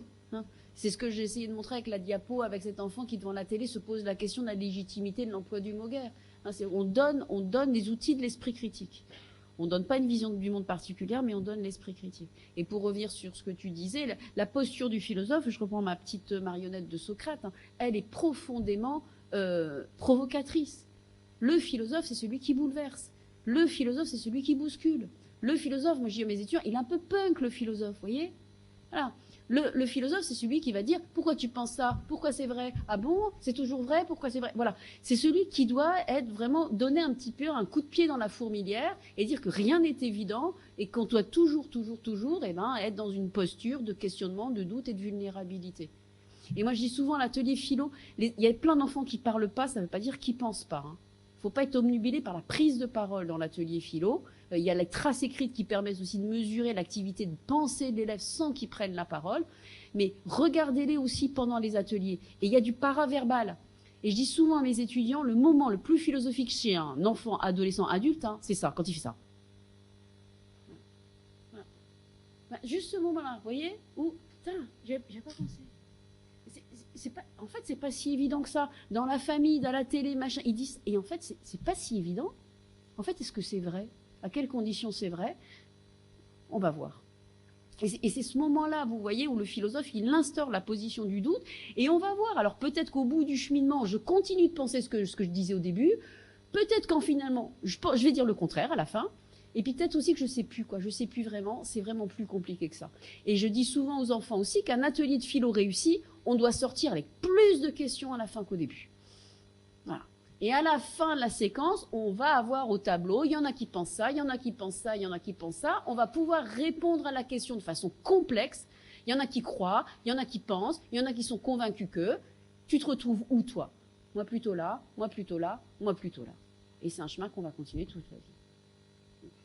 Mais c'est un esprit, la philosophie, c'est une posture, hein, c'est une posture de questionnement, qui, à mon avis, est vraiment au cœur du projet républicain. C'est pour ça que je dis que la philosophie, elle est au cœur de l'école. Cette posture-là, en tout cas. Ouais. Alors moi, c'est pas une question, c'est un témoignage. Cela fait plusieurs années que je pratique la discussion à visée philosophique. Enfin, on n'appelait pas ça comme ça, j'appelais ça débat philosophique dans ma classe. Et je voulais témoigner pour dire qu'il y avait des changements aussi bien chez les élèves que chez les enseignants. J'ai accompagné cette année des enseignants dans cette démarche. Alors, chez les enseignants, on a noté le développement d'une nouvelle posture, à savoir le lâcher-prise, qui est très difficile, parce que en général, les enseignants sont dans le contrôle. Voilà. Ensuite, en développant les règles de débat, ces enseignants ont pu constater que finalement, ces règles, elles existaient tout au long de la journée, que ça soit en mathématiques, que ça soit en français. Les élèves ne prenaient plus la parole comme ils la prenaient avant, parce qu'il y avait ce développement de l'écoute, en fait, de l'empathie. Voilà. Également de la part de l'enseignant, qui avant avait peut-être tendance à dire ou à vouloir le contrôle et à se dire oula, lui, non, ce qu'il me dit là, c'est pas terrible. Attends, non, c'est pas vraiment ça. Et toi, qu'est-ce que tu en penses ? Et à zapper finalement l'enfant, alors que l'enseignant a développé lui-même son écoute et a permis de développer aussi le statut de l'erreur, d'accepter chez l'enfant et que l'enfant accepte lui-même de douter et de pas toujours savoir, mais de continuer à chercher pour peut-être arriver à quelque chose. Voilà. Et ensuite, ce que j'ai pu observer avant tout, c'est l'amélioration du climat scolaire. Voilà. Alors c'est très à la mode en ce moment, on parle beaucoup de climat scolaire, mais c'est une réalité. La discussion à visée philosophique est véritablement au service de l'amélioration du climat scolaire. Ça fait 5 ans que je le fais dans ma classe, et je peux vous assurer que l'ambiance de classe en début d'année est très rapidement évolue, et parce que ça développe d'énormes qualités, l'empathie, l'écoute, le respect. Voilà. Tu sais, tous les enseignants qui pratiquent régulièrement disent de toute façon ils peuvent plus faire classe comme avant. C'est-à-dire que ça déteint ce qui se joue dans l'atelier de philosophie, et mon habilitation à diriger des recherches, elle porte exactement là-dessus. C'est-à-dire que la philosophie, c'est pas 1 heure par semaine, c'est l'école qui doit être philosophique, c'est la posture et l'état d'esprit de l'école qui doit être profondément philosophique, pas la philosophie académique dont vous avez tous peut-être un mauvais souvenir en terminale, mais tout ce qu'on a essayé de démontrer en termes d'habileté de pensée et de rapport au monde. Bonsoir. Moi, c'était juste pour apporter un autre témoignage. J'ai donc travaillé avec des mises en réseau thématiques sur la littérature de jeunesse pour développer des thèmes à philosopher. Et c'était pour avoir un retour sur le bénéfice que ça avait de philosophie sur l'interprétation des textes, et que les enfants maintenant, ils avaient une distanciation et une capacité à analyser une meilleure interprétation. Voilà. J'ai fait ma thèse sur le sujet, sur débat philosophique et débat interprétatif. Et donc, moi, je le faisais en didactique de la philo. C'est en quoi la littérature, elle aidait dans le développement d'un apprentissage précoce de la philosophie. Mais je me suis rendu compte, sans être experte de didactique de la littérature, que ça avait bouleversé le rapport à la littérature des élèves. C'est-à-dire que pour eux, la littérature, dès qu'ils ouvraient un livre, c'est qu'est-ce que ça me dit sur ce que je suis, sur le monde dans lequel je vis. Ils n'avaient plus d'approche techniciste en cherchant le nom de l'auteur, la 4e de couverture, la grammaire. C'était tout de suite. Mais qu'est-ce que c'est que ce discours sur le monde ? Et tous les auteurs de littérature de jeunesse que j'ai pu interviewer m'ont tous dit ça. Ils n'écrivent pas, Claude Ponty en particulier, je n'écris pas pour qu'on fasse des leçons de grammaire et d'orthographe avec mes textes. J'écris parce que j'ai quelque chose à dire aux enfants sur la mort, sur l'amour, sur la liberté. Donc c'est aussi, ces ateliers de philosophie, quand ils sont faits à partir de la littérature, sont aussi des séances de littérature, puisqu'on dit véritablement aux enfants à quoi sert la littérature. C'est-à-dire, encore une fois, à donner sens au monde, et pas autre chose. Je vais compléter par mon propre témoignage. Moi, je suis arrivé à la philosophie avec les enfants, entre autres en éducation prioritaire, confronté à des enfants qui n'avaient pas de projet en fait d'élèves, et c'était en fait qu'un moyen pour redonner du sens aux apprentissages. Donc, quand tu parles d'école philosophique, voilà, c'est aussi un outil pour interpréter des textes, pour aider à l'interprétation des textes et pour aborder en fait tous les savoirs avec cette curiosité, cet étonnement qui nourrit finalement le sens. Voilà. Donc c'était une modalité d'apprentissage.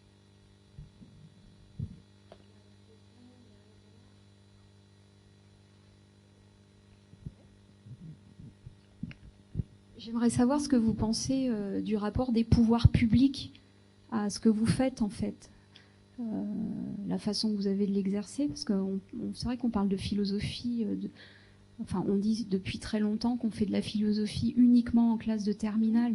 Et en classe de terminale, on l'aborde absolument pas, sauf certains enseignants, mais dans la majorité, on l'aborde jamais sous cet angle-là, et on la fait pas redescendre. Et vous avez parlé des programmes. Moi, je connais pas tous les programmes, mais je veux dire, on devrait travailler avec des gens comme vous dans tous les instituts de formation des maîtres, du primaire comme du secondaire.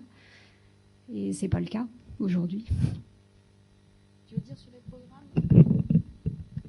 Alors, au niveau de l'institution, si on prend pouvoir public au sens de l'institution éducation nationale, la plupart des praticiens en France, c'est les années 90. Pour ma part, j'ai commencé en 2001 et j'ai jamais eu de bâton dans les roues de mon institution. J'étais inspecté par des inspecteurs d'éducation nationale qui m'ont jamais mis de bâton dans les roues pour pratiquer la philosophie à l'école. Alors ça, je sais pas si c'était ça la question. C'était pas l'impossibilité de le faire, mais le rendre dynamique, en fait. C'est l'accompagner, l'amener, le porter, offrir des temps, des dispositifs, des formations. Voilà. Ouais. C'était pas une contrainte. D'accord. C'est-à-dire, est-ce que l'institution porte le projet? C'est ça l'idée? La question? Alors l'institution, en tout cas en France métropolitaine, elle a porté clairement le projet, mais alors explicitement, noir sur blanc, en 2015.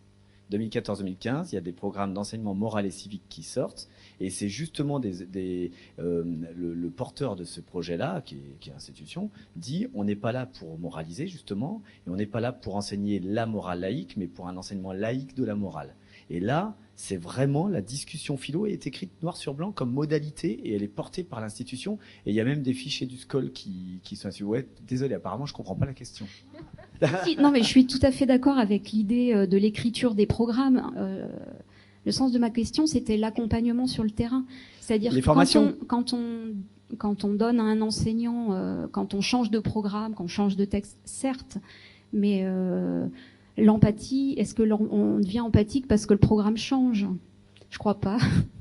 Donc la question est sur la formation. Est-ce qu'il y a de la formation d'offerte?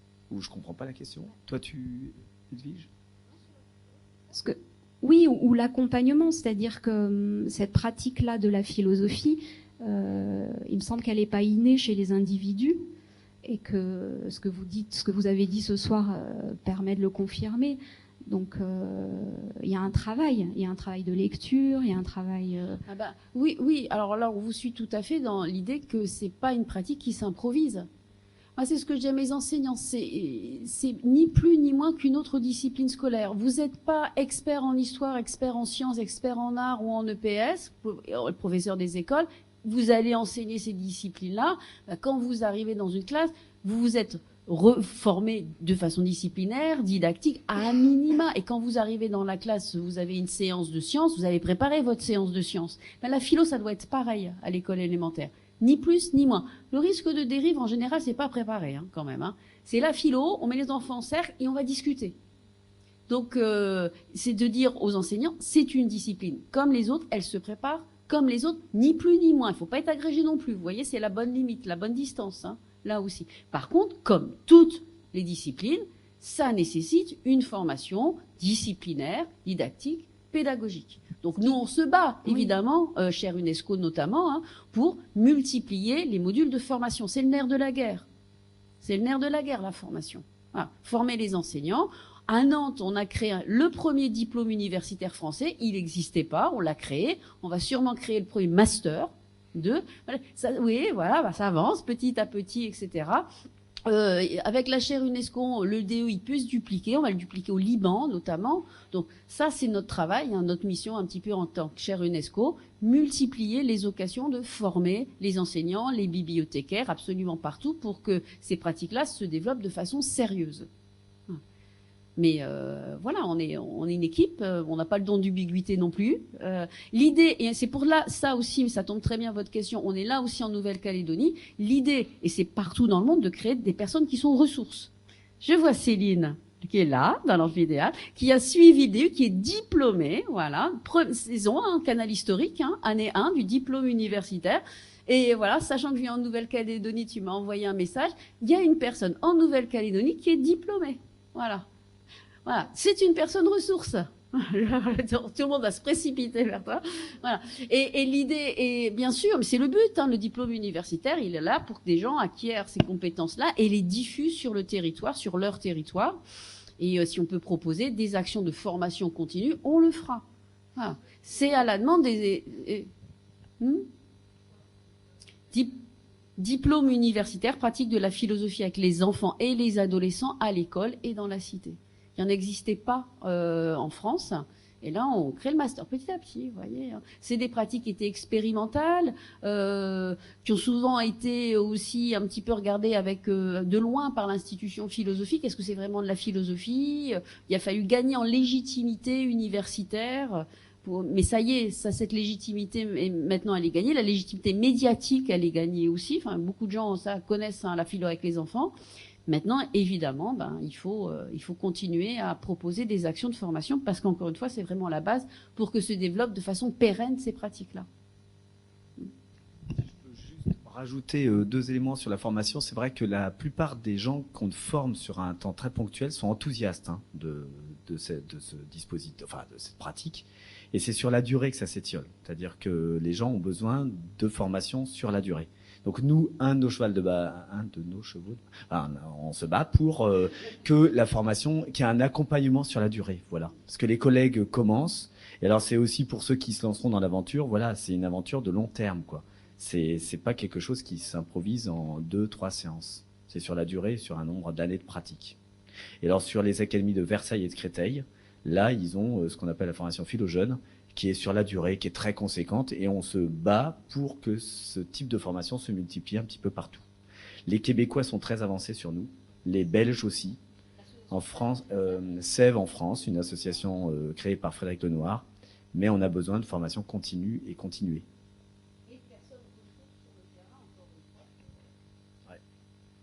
Pour continuer ce développement à long terme, quoi. C'est un implantement pérenne. Hein. Nous, on vient faire une conférence, c'est pas du faire one shot et puis après c'est